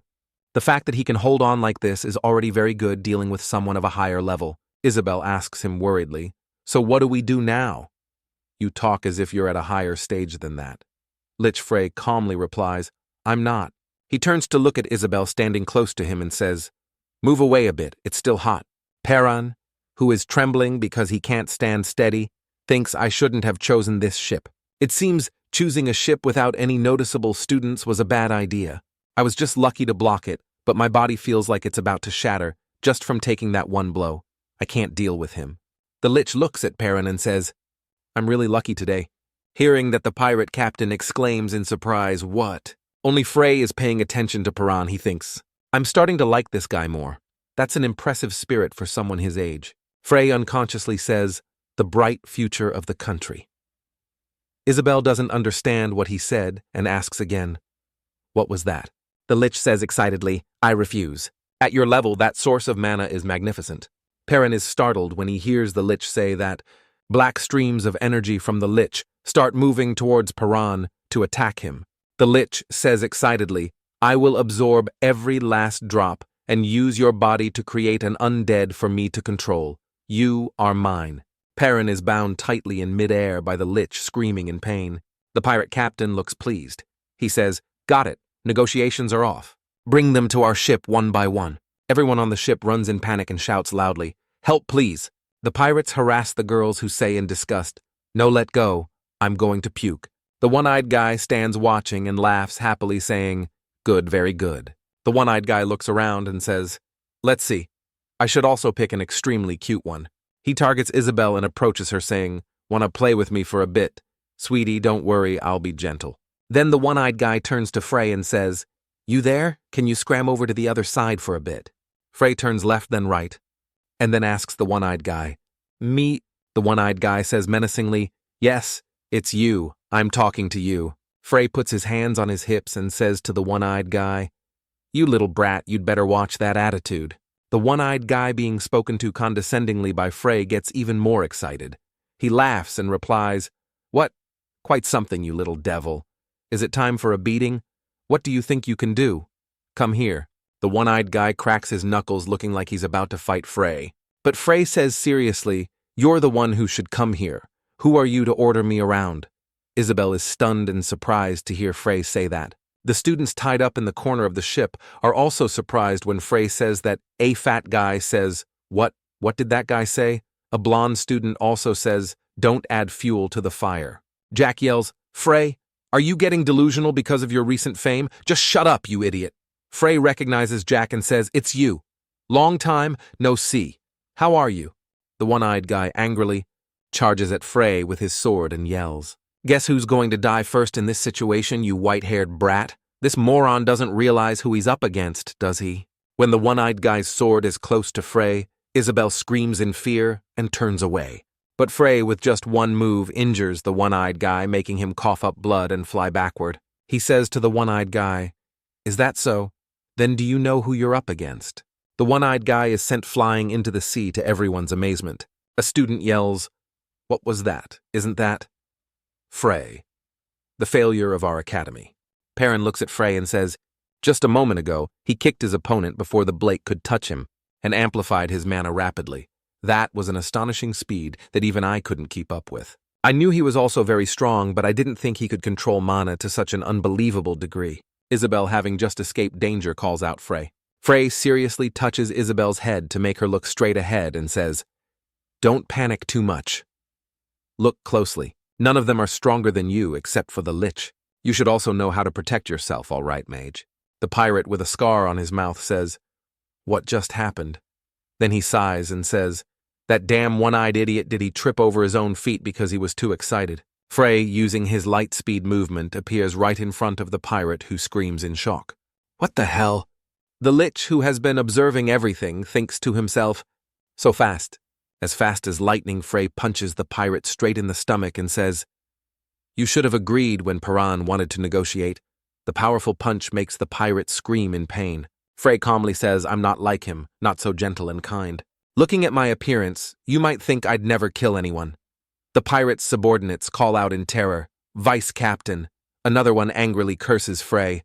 "You son of a bitch," Frey continues. "But for trash. Like you, I've never considered you human."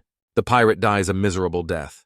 Their subordinates charge forward and say, "So you think you can take us down? Kill him." Frey calmly uses magic to take down all the pirates in front of him. A few other pirates charge from behind him and shout pincer attack, but they are all knocked to the ground by a single blow from Frey. The pirate captain stutters in fear.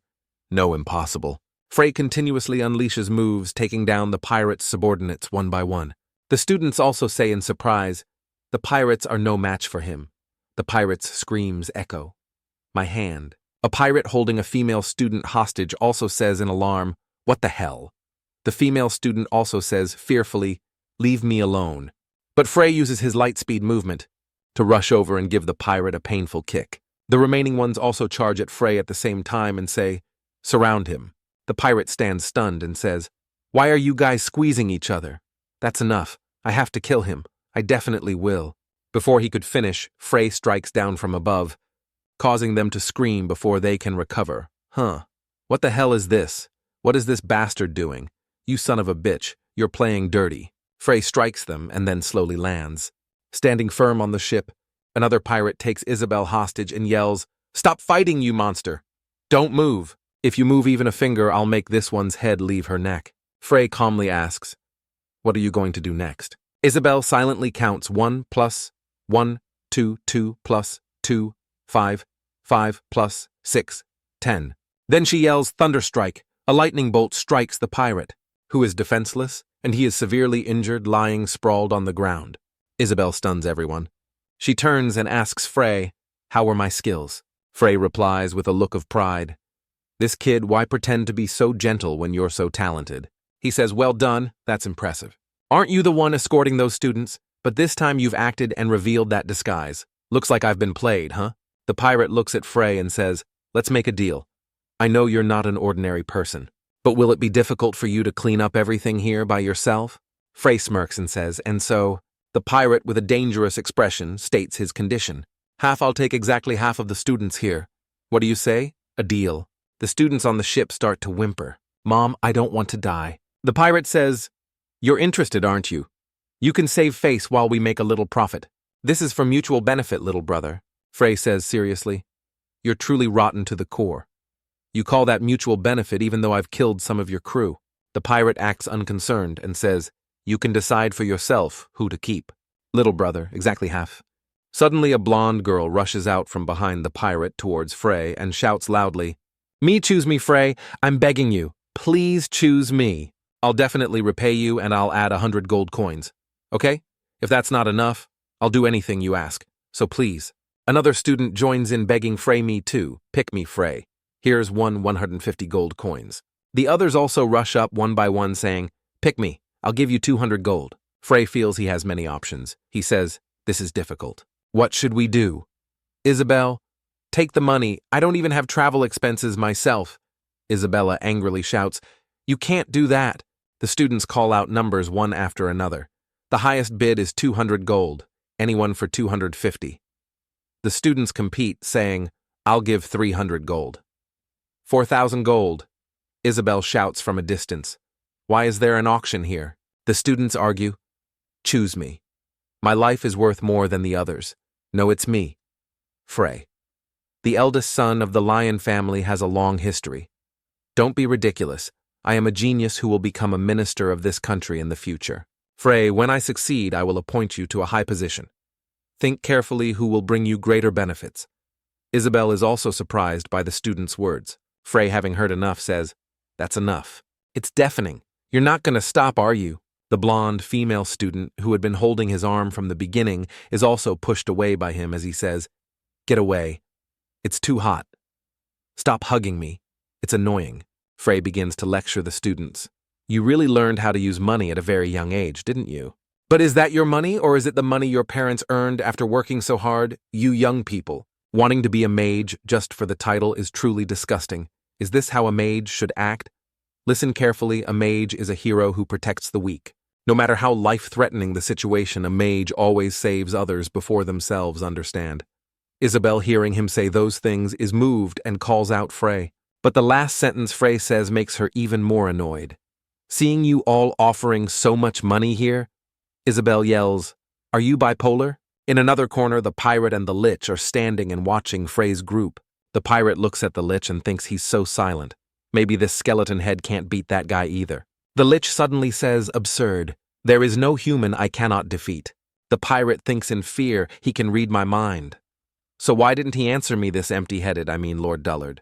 The lich says I was simply observing for a moment. The pirate sighs in relief, thinking, damn, I should be careful about what I think. The lich continues, that guy's mana shines so brightly I've never seen anything like it before. He looks like a talented magic warrior. But in the end, he's only 5-star. He can't compare to me. The pirate says fearfully, I knew I could trust you, Lord Dullard. The lich looks at Frey and says to him, I have killed countless magic warriors like you. Give up, and you will be mine. Frey warms up his shoulder joint and says, creepy, you talk just like a demigod.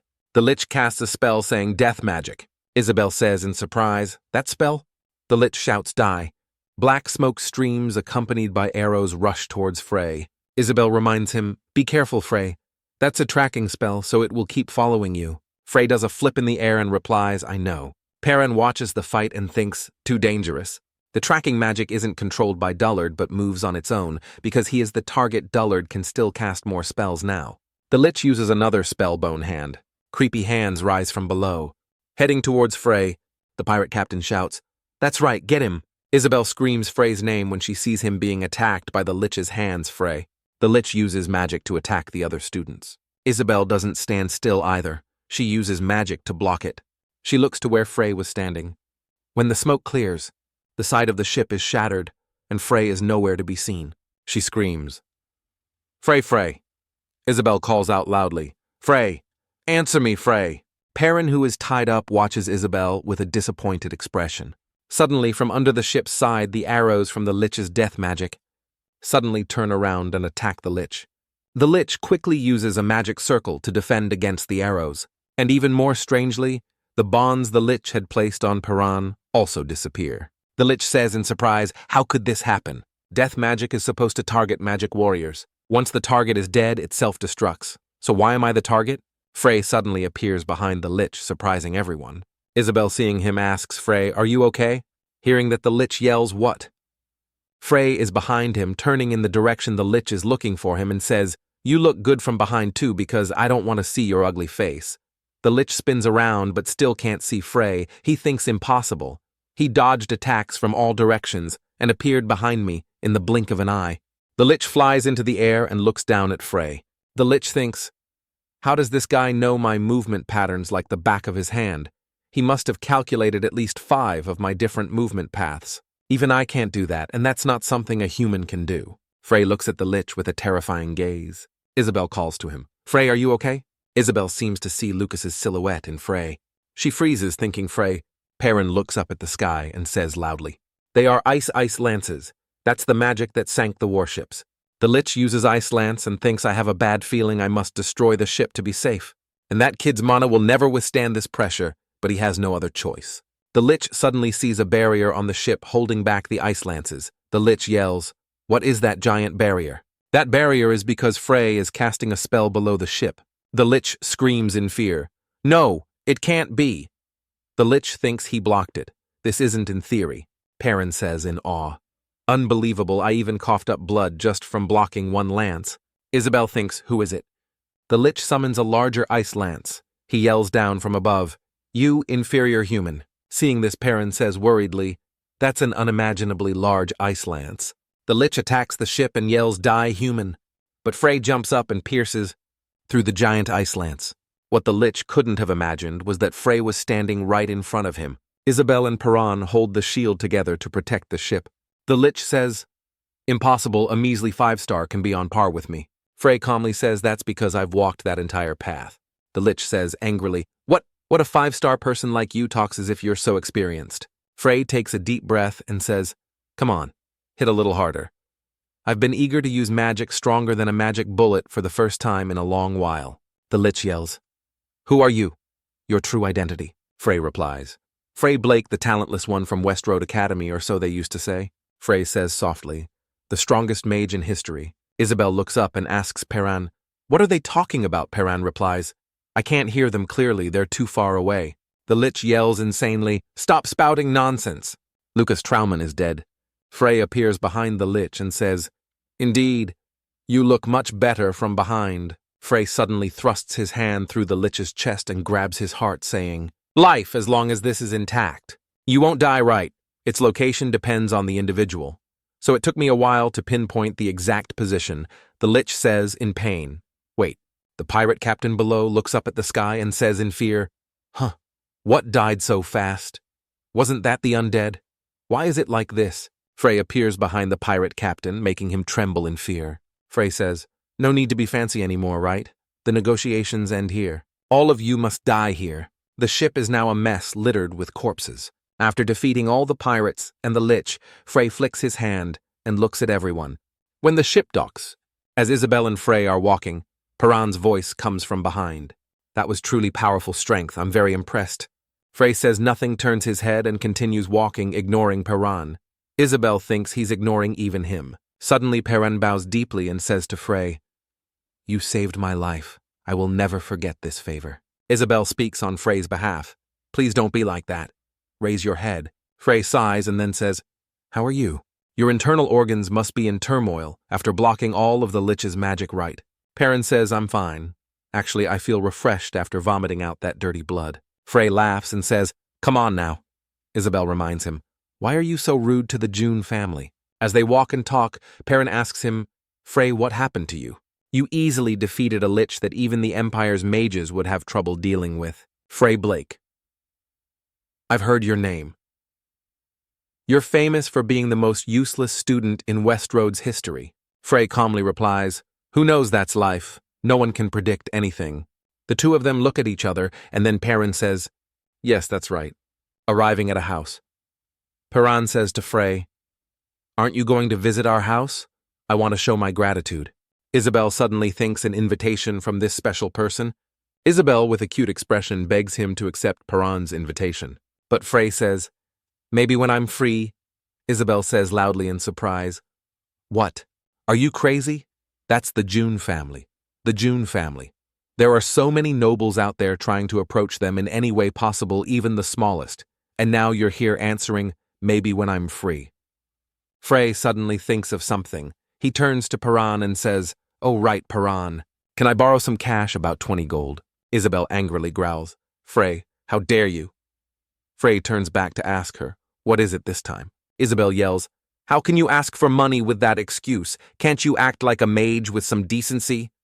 Frey replies, oh my God, you're hilarious. Whose fault do you think it is that we're in this situation? Who told you not to bring a single penny? Perrin raises his hand to interrupt them and says, I don't mind asking, but why do you need money? Frey quickly says, to use the Hyperstone to get to Caw Symphony. It's very expensive.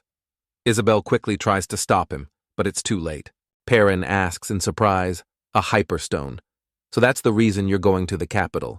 Perrin opens his pouch and says, here. Since it's to show my gratitude, there's no need to pay me back. Perrin gives them 3 gold coins each worth 100, making both Frey and Isabel exclaim, Sugoi sugoi, 300 gold. Frey takes the money and shyly says to Perrin, come on, who does that? I only need 20 gold for the road. Perrin says, it's all right, it's just small change, just take it all. Frey thinks to himself, so rich but so kind. Frey and Perrin walk down the street. Perrin says to him, that's why I wanted to invite you over. And when I get home, I also have to talk to my fiancée. I'm sure that if I go home now, there will be a lot of things to prepare, and all Frey cuts him off. All right, don't show off. Perrin touches his hair and says, don't say that it's not easy to hear. My father decides everything and forces me to follow his orders. Frey quickly asks Perrin, so does the person you mentioned have a sister? Perrin quickly explains to him, I heard that she's from the kingdom of Lua Noble. Frey eagerly asks, none of that matters. Whatever she is, she's fine. Isabel yells from behind, please have some dignity. As they walk, Perrin continues, she is the daughter of the Aquareed family. They say it's a special family that has produced countless skilled knights, but I'm not sure if we'll get along. I'm sure they'll be disappointed to find out that the fiancé is a weak mage like me. Isabel praises him. Is that something the top student should say? You're not weak. Frey suddenly calls Paran back. Paran, don't lose confidence. Good looks are 90% of it. Strength is only 10%. Paran smiles and replies, thanks. Perrin suddenly bursts out laughing. Frey and Isabel are both surprised. Paran says, hey, I don't know how long it's been since I last laughed like this. You two are really funny. Arriving at the bridge, Perrin says goodbye to the other two. He says, Frey, I have to go now. You must visit my family sometime. I don't want to live the rest of my life as a bastard who can't show gratitude. Frey replies, of course, when I'm free, Isabel is once again left speechless by Frey's answer. Isabel watches the two of them say goodbye and is moved, thinking, what a beautiful sight. It's as if they've been friends for a long time. After parting with Perrin, Frey and Isabel continue on their way. Frey says to her, he's a good person. That's what nobility should be. Isabel also replies, truly wonderful. Frey thinks about the money Paran gave him, laughs and says, and he has deep pockets too. Isabel's face darkens once again as she says, yes, I'm terribly sorry for not having a single penny. The two of them just stand there arguing on the bridge. Isabel's transformation left everyone astonished. She shyly asked everyone, how do I look? Am I gorgeous? Frey, thinking she looked a bit over the top, pouted and criticized, go home to your mother. She didn't understand and asked back, what's wrong? As if he'd been itching for this, he bristled and yelled right in her face. What's the point of dressing like Lady Gaga to train on a mountain, pick something lighter and easier to wear for me? Hearing that, she fumed, her face turning red with anger. She yelled back with all her might, I know, but look at all this stuff. What woman wouldn't want it? Hearing that, he scolded her again. Huh, what right do you have to be mad at me? The shopkeeper on the side quickly intervened. Perhaps your companion isn't used to that minimalist style? Meanwhile, he glared at her, thinking to himself, I shouldn't have brought her along. Isabel, on the other hand, angrily turned away to another spot. A while later, after they finished picking out clothes, they left the shop. Her outfit had been changed to a much more comfortable and active one, but it seemed she wasn't very happy about it. Frey held up the bag in his hand and said happily, I can't believe such a wonderful thing exists in this world. A spatially enchanted bag that can hold 10 times more inside than it looks from the outside. While he was excited about his new item, he heard her sarcastic remark. Is this the first time you've seen something like this, country bumpkin? It's nothing to be amazed about. He scowled and replied, if you can't say something nice, don't say anything at all. She retorted, nonsense. Suddenly Frey let out a sigh. Besides the teleportation stone, modern technology has changed a lot compared to my time. The population has probably increased significantly too. However, it hasn't changed much from what I imagined. It wouldn't be wrong to say that there hasn't been much progress compared to 4,000 years ago. I suspect the demigod has interfered with humanity's development to some extent, but how? Could it be that he didn't want to stop humanity from growing stronger? No. They viewed humans as a bunch of mindless insects with no potential. On the way out of town, looking at the bustling city scene around him, his mind was filled with a constant stream of difficult questions. Isabel beside him suddenly interrupted his train of thought, asking, what are you thinking about that's making you so tense? We're at the teleportation stone. He resolved, I'll have to find the answer myself. Before them appeared a large courtyard, with glowing stones arranged in an elaborate pattern. The announcer stood on a high platform holding a megaphone and shouting, the teleportation process is about to begin. All passengers, please do not stick your hands or feet out of the magic circle. Frey said with great excitement, impressive. They've divided it into many different areas. Oh, so the teleportation machines are those stones. So cool. Isabel, hearing him from the side, felt embarrassed for him. Stop it. You're embarrassing me. There were many people standing and waiting for the teleportation. Frey even turned to remind Isabel, be careful. Those who aren't used to it will get dizzy after teleporting. She snapped back irritably, I don't need you to remind me, it's obvious. Before she could finish her sentence, the machine activated the teleport, leaving her only able to stammer. They seemed to pass through a spatial tunnel with a blinding light ahead, the machine in an undefined space. A short while later, it successfully teleported. Frey stared in awe at the orange sky before him. We've arrived Hispania, a town at the foot of a mountain.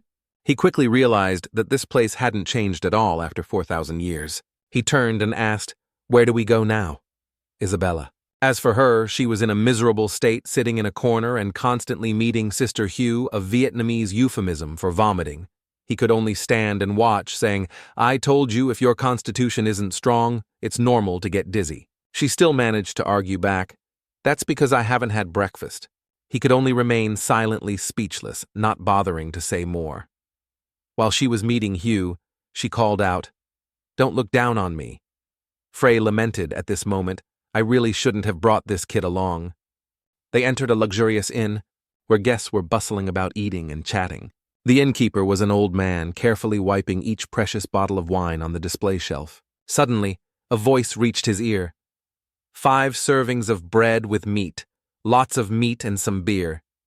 He was a little startled by the sudden call. The person who just ordered was our main character duo. In contrast to the male lead's look of enjoyment, the female lead stammered beer. Then she bristled, "Frey, why are you drinking beer? You're still a student." He closed his eyes, not bothering to argue, and replied, "Be quiet. Do you know how long it's been since I've had beer?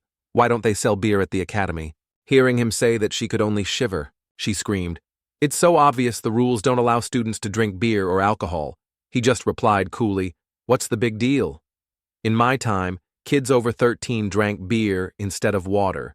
She retorted, "Don't you lie." The old man brought the food and asked, "Are you 2 mercenaries?" Frey looked at the food and beer on the table, his mouth watering since who knows when. The old man continued, "Looking at the way you're prepared to enter the Hispania Mountains, it's obvious you're novices. The staff is shiny, the sword is by your side, gives off the feeling of knights, right?" He ignored him and picked up the beer mug, taking a big gulp. The old man sighed. "Well, it's not entirely a bad thing. The young have the right to dream." He was even kind enough to advise the 2. "After you finish eating, you should go back. The Hispania Mountains are not a place for people like you." Isabel replied, "I heard that place is a monster paradise. We've already anticipated the dangers." The old man replied coldly, "Just dangerous, you say?" Then his expression changed to a terrifying one as he warned, "You don't know a damn thing." There was a hint of fear in her eyes. The people around also started to notice and gossip. Are those kids planning to go to the Hispania Mountains? Youth truly is wasted on the young. But Frey ignored it all, using both his spirit and body to enjoy the meal, even remarking, "So delicious." The old man continued in a gentle voice, "I'm sorry, I also had a son about your age. He was very active, always running around everywhere. He said he wanted to be a mercenary. So when I saw you 2, I felt I should do something to stop you." She asked further, "Where is he now?" The old man replied coldly, "He's dead, right after entering Hispania." Isabel's face turned pale. "I'm sorry," the old man continued. "It's all right. I'm not telling his story to get pity. He took on a mission to escort a mother and daughter to gather herbs. The daughter later returned alone and said my son had lost his life. I don't want to be harsh, but you 2 shouldn't dream of Hispania anymore. Even the most seasoned warriors don't leave that place unscathed. That place is a living hell." After hearing that, she seemed to want to back down but was startled when her companion, still disregarding the old man's warning, was thoroughly enjoying the food. The food is incredibly delicious. After finishing his meal, he even turned and asked, "Can you tell us about the monsters that might appear here?" As for Isabel, she was just starting to enjoy her food. Just as she took her first bite, her face turned pale because she didn't like it. What a strange taste. The old man, hearing his question, exclaimed, "Good heavens, you're going there regardless of the danger, aren't you?" He held his head, looking pained. "Damn it, I probably won't sleep well tonight." The food on the table had been eaten clean. He pointed to the map in his hand and began to tell the 2 about that living hell. After listening, she thought to herself, "Even though I was prepared, I didn't expect it to be this bad." Frey, on the other hand, had the opposite reaction. "Thank you, sir. How much is the total?" He stood up to pay, full of spirit. The old man replied, "No need. I'll put it on your tab. Just remember to pay when you get back." He asked back, "If you do business like this, aren't you afraid of going bankrupt?" He just replied, "That's my business." It was dark. After finishing their meal, the 2 of them also stood up to leave. The old man walked to the door to see them off. They said their thanks. "Thank you for the meal." The sausage was truly a specialty, but their polite thanks were quickly exposed as a lie. What a lie! This place is famous for its terrible food. Only the beer is good.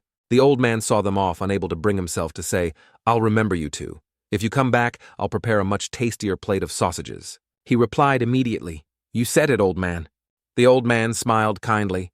After that, the two continued on their journey of discovery. The battle was extremely intense. The monstrous creatures with bizarre shapes had their body parts sent flying in all directions by Frey's slashes. The scene was incredibly cool. Isabel by his side was not idle either. She began to use magic concentrating lightning into a sphere, and throwing it at the monsters. Very quickly they were blown to smithereens. It seems this move also cost her a certain amount of energy. Frey became a bit quiet at this moment. Although they had successfully eliminated the monsters, this was just the beginning. She said, "The Hispania Mountains are just as the rumors say.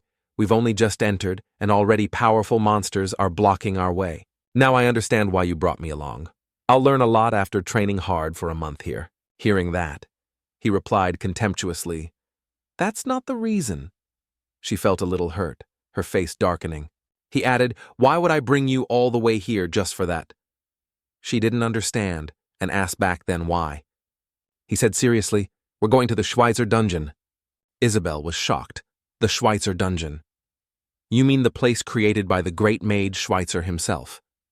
She added, "There are many rumors that whoever finds it will be granted the power to rule the world, but I only know it's a legend. How do you know if it's real?" He replied as he walked, "I know his personality. That dungeon won't be a cave or anything similar." She wondered, "What do you know?" On the mountain that pierces through the clouds at the peak, there is a picturesque lake with a small island in the middle. There we will meet again. Isabel still had a big question mark as she looked at Frey.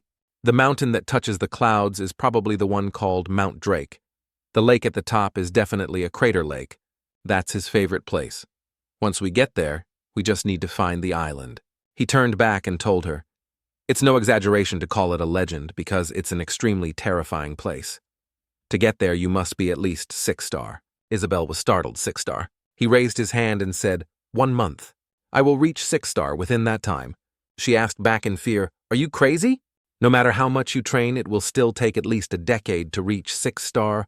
He ignored her and continued, "We need to find a suitable place to train. Keep an eye out for a safe place where I can concentrate on absorbing mana."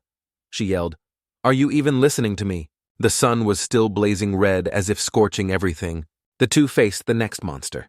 It seemed to be an ice monster, and it was much stronger than the first one. Isabel took a deep breath to gather her strength for an attack, then looked over at Frey behind her. He was lost in his own world. She wondered, "I'm gradually getting used to fighting the monsters in here, but what is he staring at so intently?" Suddenly he cheerfully exclaimed, "Found it." The two arrived at a mountain cave. She couldn't help but gasp in amazement at the scenery here. Before them was a crystal-clear waterfall churning and flowing. They exclaimed, "What a beautiful sight." They went inside the waterfall, where there was a dry cave suitable for the two of them to cultivate mana. He took out a glowing stone and placed it at the highest point to serve as a light. "This place good. Are we going to train here for the whole next month?" While she was still doubtful and arranging her things, he called out, "Isabella, from today on, I will teach you the Cassidin fighting method you've always wanted." Hearing that, she was extremely excited. "Really?" He maintained a stern tone. "I'm warning you beforehand. The reason I didn't want to tell you right away is because it's a very dangerous technique. If you just mimic it, you could even lose your life. First, observe carefully." Then he began to cast his magic. He waved his hand lightly, and glowing crystals flew around his hands. His whole body glowed as he sat in meditation. Isabel watched, mesmerized, not even daring to blink.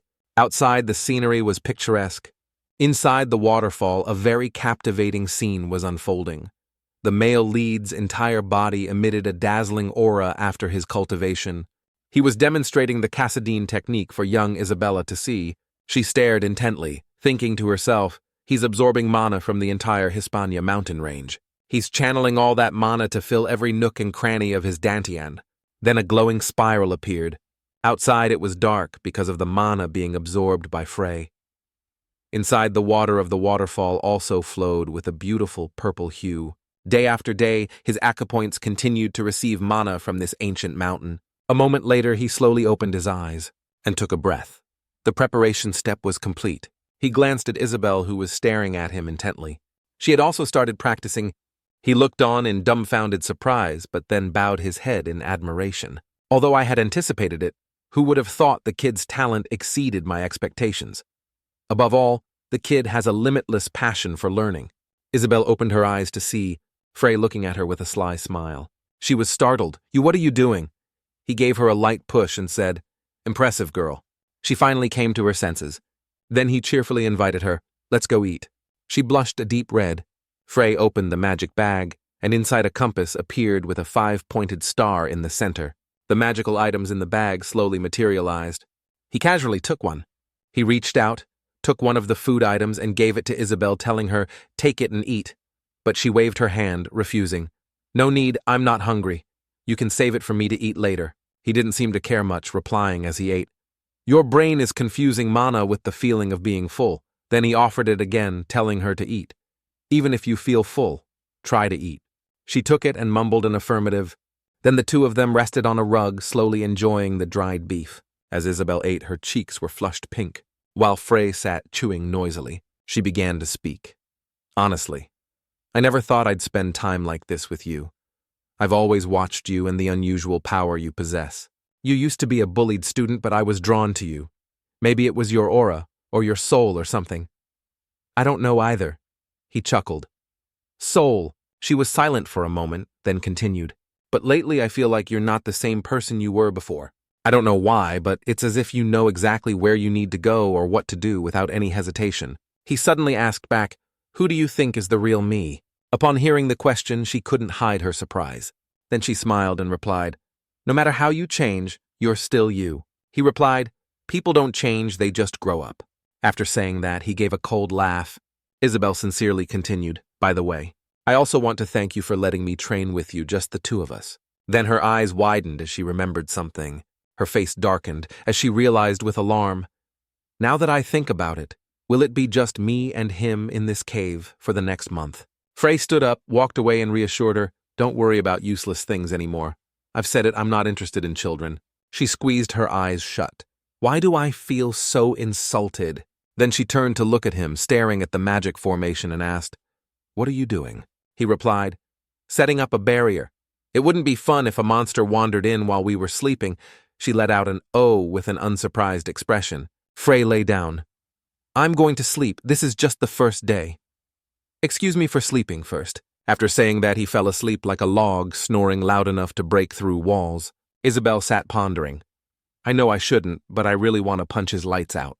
The next morning, the scenery by the waterfall was just as beautiful. Isabel woke up after a long sleep. Just as she was rubbing her sleepy eyes, she heard his voice ask, "You're awake." Frey had been sitting in proper meditation since who knows when. Isabel groggily asked, "How long did I sleep?" He answered, "Probably about 5 hours." Then he said sternly, "You won't get to rest this much in the future. Starting today, we will train seriously. We will practice the Kassadin training method combat."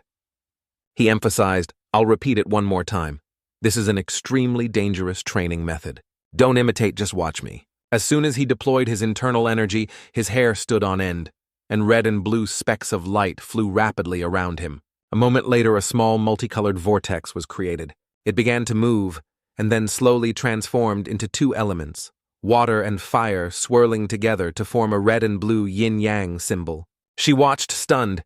He's separating the mana in his body into 2 attributes, fire and water. The 2 opposing mana streams are struggling and tearing at each other, as if a battle is taking place between 2 monsters.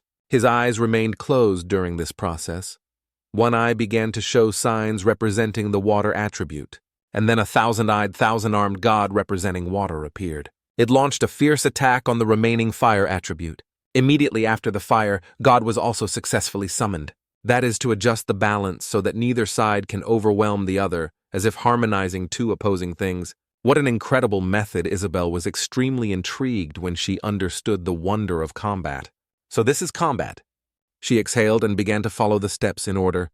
She successfully deployed it, but unfortunately, she suddenly coughed up a mouthful of black blood, and then coughed violently on the ground. "I only balanced it for a little while and it already hurts this much." Looking over at him, training with such a monstrous method, how can he be as calm as if he's meditating? Who is he? The water from the waterfall crashed down noisily. Below, Isabel was soaking in the crystal-clear water. Under the water, her skin glowed white, as if she were a precious pearl. After bathing, she went ashore to change clothes. Then she picked up the stones nearby and arranged them in a straight line. But then she pushed the stones to another side. She held up the largest stone. It turned out they were used to represent time. The small stones represented days, while the larger one was used to indicate weeks. She calculated, 2 weeks have passed. Frey is still maintaining that state. When will he stop that terrifying training? She wondered to herself, her eyes seemingly filled with pity. Then she stood up, took her things, and went into the cave. While she was arranging her belongings, she noticed that Frey was still deep, in his cultivation state with no sign of waking up. Isabel clearly noticed the mana is starting to materialize. That's a sign a mage is preparing to become 6-star. He reached that level in just 2 weeks. Unbelievable, I've never seen anyone's power increase this fast. His entire body glowed with a sky-blue light. But he still wasn't satisfied. No, it's still too slow. Faster and more efficient. She continued to stare at him without taking her eyes off him. Throughout the tense process, Isabel also began to cultivate. Outside, the rain poured down as if from a bucket, combined with the sound of the flowing water. It became even more intense. On the rock she had arranged that morning, there were now 3 large stones, meaning 3 weeks had passed. Both of them had started to achieve certain cultivation accomplishments. Suddenly, she made a mistake in her cultivation process and started coughing violently again. She wiped the blood from her mouth, thinking to herself, the balance will be broken instantly, even with a slight distraction. But even so, my growth rate is also increasing at a dizzying pace. This is the result of the Kassadin combat training method. Did our ancestors always train with this intense method? It turns out that's why modern mages can't reach the same level as the mages of the past. Then she sniffed her body again, worried, do I smell? Then she was startled to realize the barrier is breaking. An intruder. As the explosion sounded, the protective barrier outside their cave was shattered. A fire monster appeared. Its appearance brought a completely oppressive feeling, causing even the brave Isabel to fall to the ground in fear. She stared intently, unclear. What is this? Before her, a huge monster resembling a phoenix stared at her with a cunning gaze. Frey also sensed the danger and woke up. He knew clearly this was a phoenix. Hearing that, she was shocked. A phoenix. Isn't that a legendary divine beast? But he seemed much calmer than her, standing up proudly and looking at the phoenix with a determined gaze, unafraid. It seems there's going to be a fierce battle. She also guessed what he was about to do, constantly looking back and forth between the two. She still seemed very surprised by the existence of a phoenix.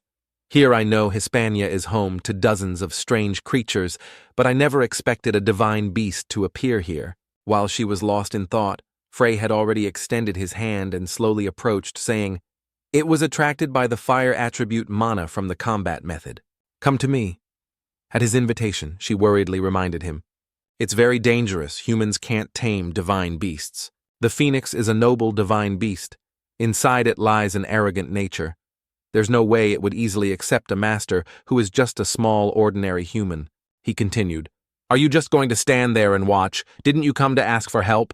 Isabel worriedly called out softly, Frey. Then her eyes changed from fear to surprise. And yet the ancient divine beast the phoenix accepted, bowing its head to be cherished by a human. He gently rubbed its head and stroked its glossy, vibrant red feathers. She exclaimed, unbelievable. He's petting the creature with his bare hands without getting hurt. He answered her questions. That's because it has no hostile intent towards me. Don't mind that it's a divine beast anymore. Look, it has a large wound on its body. As he spoke, he showed her the phoenix's very deep wound. Its wound is so deep, it reaches its heart. The fact that it's still alive is a miracle. She was even more surprised phoenixes can die too.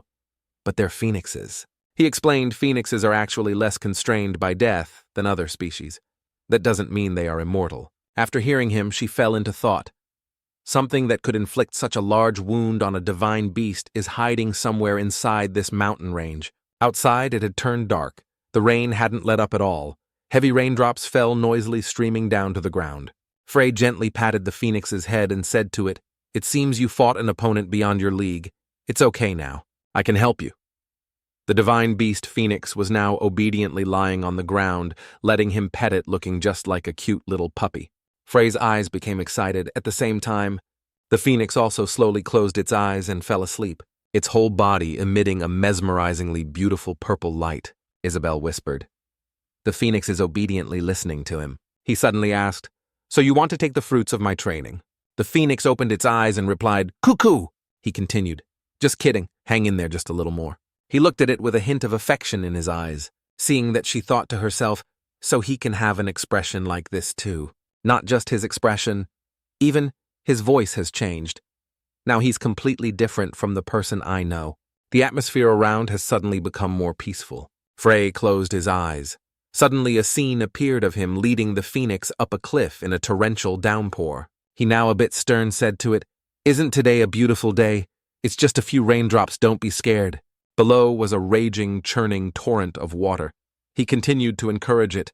A great phoenix won't be defeated by a little rain, right? Hearing that, it fluffed its feathers and wings and replied, "Squawk, squawk, coo, coo." He immediately teased it further. Oh, really? What a fierce personality. Then he issued a challenge to it. "Then let's race to the top of that mountain. The loser doesn't get to eat lunch."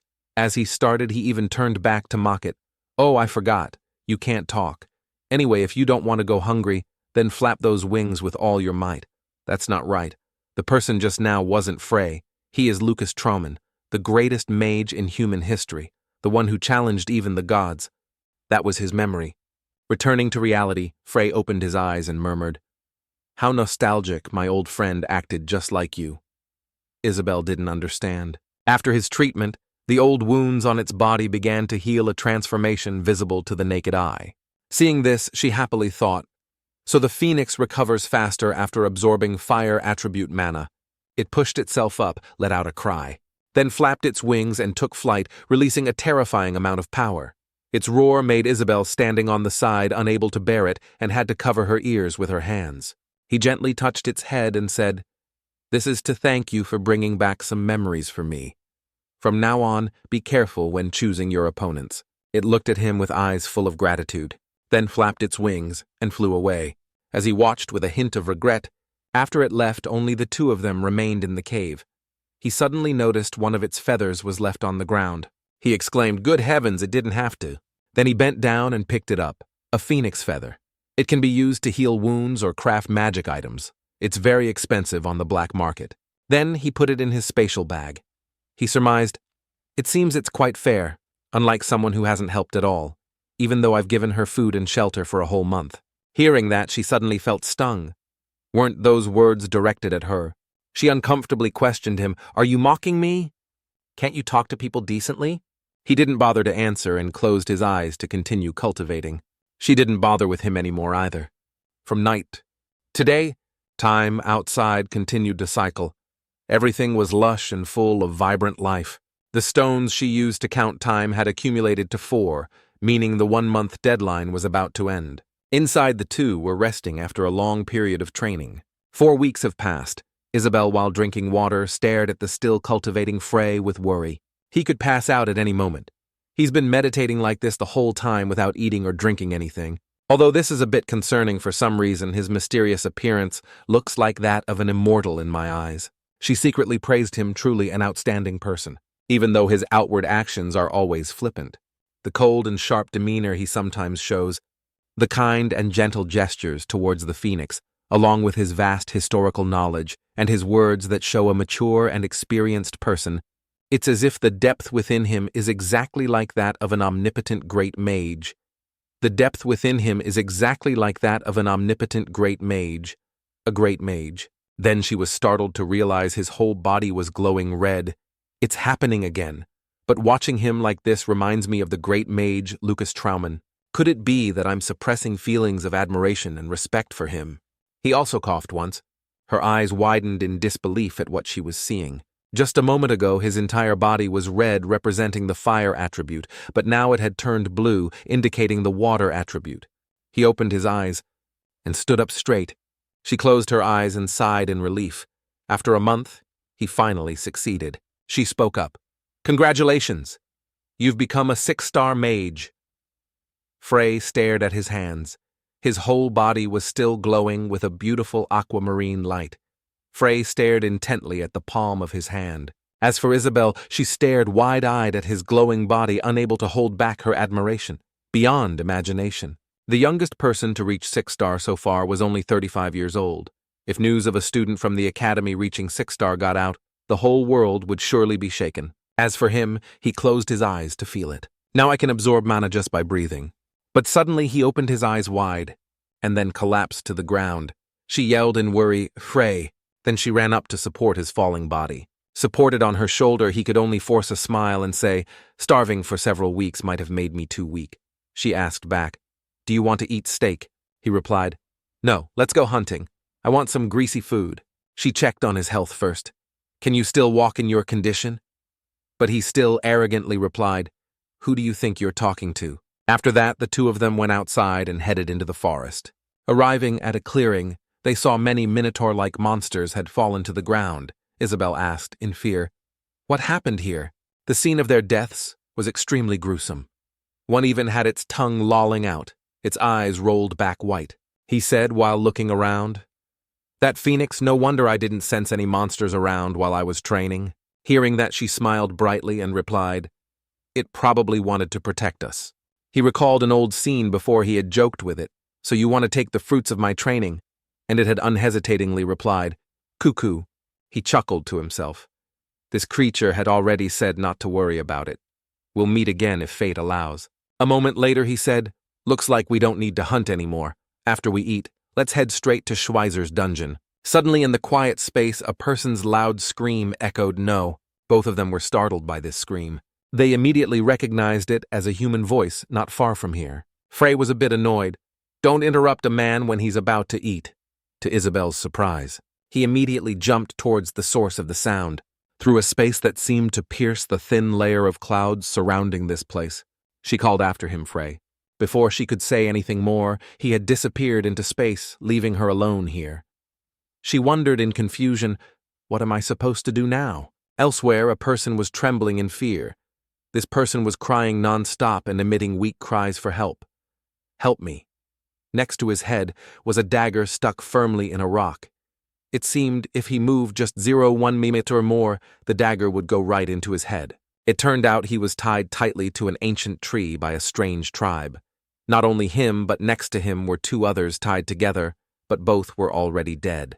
Their deaths were extremely cruel, with daggers stuck in their heads, blood flowing endlessly. The barbarians laughed with amusement. "You motherfucker, you can't aim for shit, and you dare call yourself the leader of Group 3 of the Skullax Bandits." The one next to him chimed in, "I heard he was planning to compete in an international shooting competition." So impressive. The one holding the arrow replied defensively, "Shut up. Juan, wait for me to slap you silly. Then we'll beat the boss, and it'll be over." While he was still dawdling, another guy came and snatched the dagger from his hand, saying, "Get the hell out of the way. Victor, let me do it." The leader angrily yelled, "Stop messing around. Let's go home, you game addicts," Juan replied. Just this last shot the vice leader. Then he turned to the other guy and said, "I'll definitely win this round." The leader, waiting, clicked his tongue and muttered, "When is that old hag going to come? It's been a month already." He swore while complaining, "How much longer do we have to wait our asses off here?" Just as the other guy was raising his dagger to the sky, preparing to throw, he didn't forget to show off. "Watch closely, you noobs, I'll show you a bullseye." The bound person weakly screamed, "No." Then Huan threw the dagger while yelling, "This is for messing with us." The person screamed desperately, "No." Just as the dagger was about to pierce his head, an unknown force knocked it off its original trajectory, sending it flying up and then tumbling to the ground. They hadn't even had time to understand what was happening, staring at each other in confusion. The clueless Juan turned to ask his comrades, "Am I seeing things?"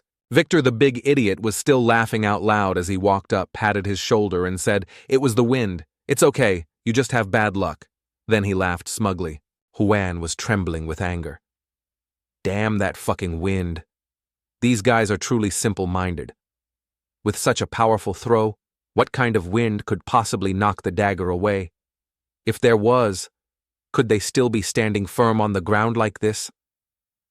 Victor urged, "Pack up and let's go, or else the vice leader will." As he was speaking, he suddenly noticed a large shadow behind him. He jumped and screamed, "You scared the crap out of me. Who the hell are you?" The person who appeared behind him was Frey. He immediately drew his scythe and threatened, "You wanna die." Han also reacted quickly and drew his dagger. He just remained silent, looking at them with cold eyes. They were in an uproar. This guy, isn't he afraid of death? He looks like he's already dead inside. He glanced and saw the two corpses beside them. He growled. Taking people's lives for entertainment? You bastards must be having a lot of fun, huh? The clueless Victor asked back, so what's your problem with it? Without letting them say much, he had already started to act, beating them to a pulp. Very quickly, Victor's head was severed from his neck. The remaining two watched with dark faces, screaming desperately. The other guys also gaped in astonishment. Frey acted decisively. In the air, only scattered remnants of his magic net remained. One of them secretly realized 5-star magic scythe of light. He smirked, speaking softly. Class, please be seated. The lesson is about to begin. When Isabel arrived, she saw that Frey had already taken care of the guys. She asked him, "Did you kill them all?" Frey said, "One of them got away. He also has a tracking spell on him." Frey and Isabel both looked at the guy with 2 braided beards, Frey said. They call him the vice leader, which means there's still a leader. Isabel asked Frey, "Do you want to wipe them all out?" Frey turned his head and said, "I can't turn a blind eye when I see them killing innocent people." Demigod, are you happy seeing mankind hating and slaughtering each other? Another person said, "I won't let you entertain yourself like this anymore. I always feel disgusted whenever I imagine you being pleased with something, no matter how big or small." The man tied to the tree finally spoke up. You saved me," Frey said to him. "I guess so. Unfortunately, you've lost too much blood, and we have no intention of taking you with us." The blond man begged Frey, "I'm begging you. I can't die like this." He sobbed and said, I want to apologize to my father before I die." Hearing that, Frey was also surprised. At a corner of a tree, the guy who just escaped from Frey had returned to report to the gang leader Group 3 has been wiped out by a ghost. The gang leader said, "Such good stuff. There are no ghosts in this world." The subordinate insisted, "It's true, boss. I really saw it with my own eyes. His hair flew with the wind. His thin, pale body stank. He's definitely not human. His fighting ability completely overwhelmed us. He can even summon a scythe from hell and reap the heads of my brothers. I was the only lucky one to survive." The leader said to the man with a scar on his eye right behind him, "A mage." The man with the scarred eye replied, "Agreed. Judging by this case, it seems he can cast 2 spells at once." The leader frowned and said, "A magic warrior." The man with the scarred eye said agreed. The gang leader stood up and ordered his subordinates increase patrols. "If he's spotted, inform everyone immediately. Then we'll make a plan to eliminate him." The man with the scarred eye asked, "Ka, boss, does this mean the Aquareed family hired this mage?"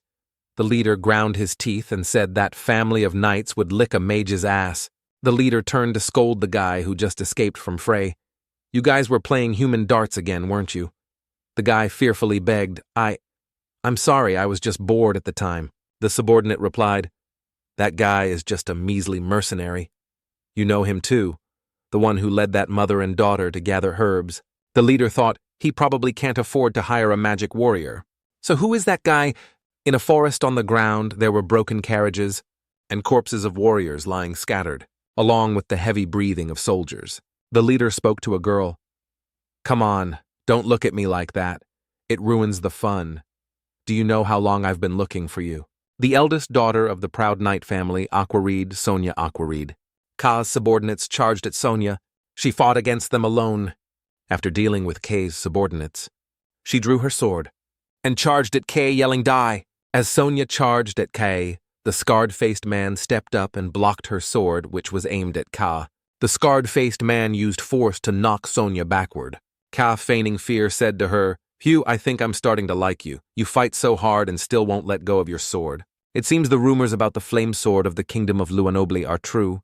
The girls, who were Sonia's people, suddenly burst into tears and called out, "Milady, milady, Sonia." A blonde cavalryman also called out to her, "Milady Sonia." Sonia looked at everyone with regretful eyes. Sonia's maids cried their eyes out and repeatedly called her, "Lady Sonia." The leader started to mock her. "Finally, it was worth the long wait of a whole month in that mountain. You're even more beautiful than I imagined." Sonia Aquareed. "They say the eldest daughter of the Aquareed knight family has a talent no man can match. You're a genius knight who was given the title of Storm by the king when you just turned 18 or something like that." Sonia looked at the 2 girls and the cavalryman. She thought, "He has killed my entire escort.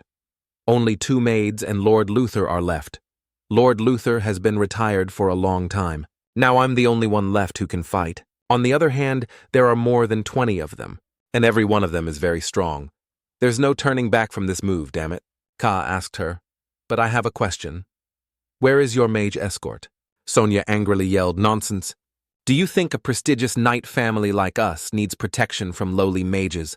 The mages of today are all trash. Ka now remembered Sonia's words and thought, just as I thought. The guy who ran into my subordinates has nothing to do with them. A ghost, I'm curious to know what kind of person he is. Ka said to Sonia. Don't be tense, we're not going to kill you right away, Sonia yelled. What do you mean by that? Ka dangerously asked her back. Guess what? I was being tactful and avoiding saying it directly. Sonia finally showed fear. Ka's subordinates approached Sonia and said, It's not often we get a delicious noble lady visiting us. How could we possibly pass this up? Sonia angrily said vulgar. I'd rather bite my tongue and die here than become your toy. The leader didn't let up and said, So what? Because if we don't have you, we still have the 2 ladies behind you. We've been living rough for a whole month just waiting for you. So all the brothers are very hungry. We'll probably save you for a long time, huh? Sonia thought bitterly. You sick bastards. So that was their purpose for keeping the maids alive. The 2 maids trembled in fear, hugging each other. The 2 maids said to Sonia, We won't get in your way, milady. Lord Luther said, To die for Lady Sonia is an honor for me, Sonia said guiltily. Lord Luther. She looked at the sword in her hand and said, Because of my poor leadership, everyone has suffered. The 2 maids cried and said, Don't be sad, milady. We were raised under the roof of the Aquareed family, please, milady. Please end our lives with your hands. If we are defiled by them, we will have no face. To meet our ancestors after we die. Sonia tremblingly held her sword and said, All right, hold your heads high and stick your chests out with pride, for heaven will welcome us. The leader suddenly asked hastily, Hey, wait, what did they just say? Sonia suddenly said loudly, For the honor of the 2 maids, for the honor of the Aquareed family. I, Sonia Aquareed, will send you 2 to a new horizon. The leader quickly ordered his subordinates, Hey, stop her! Hurry up! Stop her! As Sonia was about to strike the 2 maids, her sword suddenly disappeared from her hand. Sonia thought in astonishment, Where did my sword go? Who would have thought this ridiculous Skullax pirate crew was so formidable? Damn it! In the end, I still have to face the greatest humiliation for a knight. Sonia said to the maids, Forgive me for not being able to give you an honorable death. The 2 maids cried, Milady. Sonia said, Sonia Aquareed, eldest daughter of the Aquareed family, order you to bite your tongues and... Suddenly a voice rang out, Lady Sonia. The leader also saw Frey appear and said, So you finally show your face, ghost. Frey appeared next to Sonia and held her sword, leaving her completely surprised. Frey and Isabel appeared unexpectedly. Isabel was also supporting the injured man Frey saved earlier. Seeing Frey appear, Kay said, I've heard about you from my men. It seems you took care of my brothers quite neatly, huh? Frey threw the sword to Sonia and said, You're the ringleader, right? Ka furrowed his brow, looked at Frey.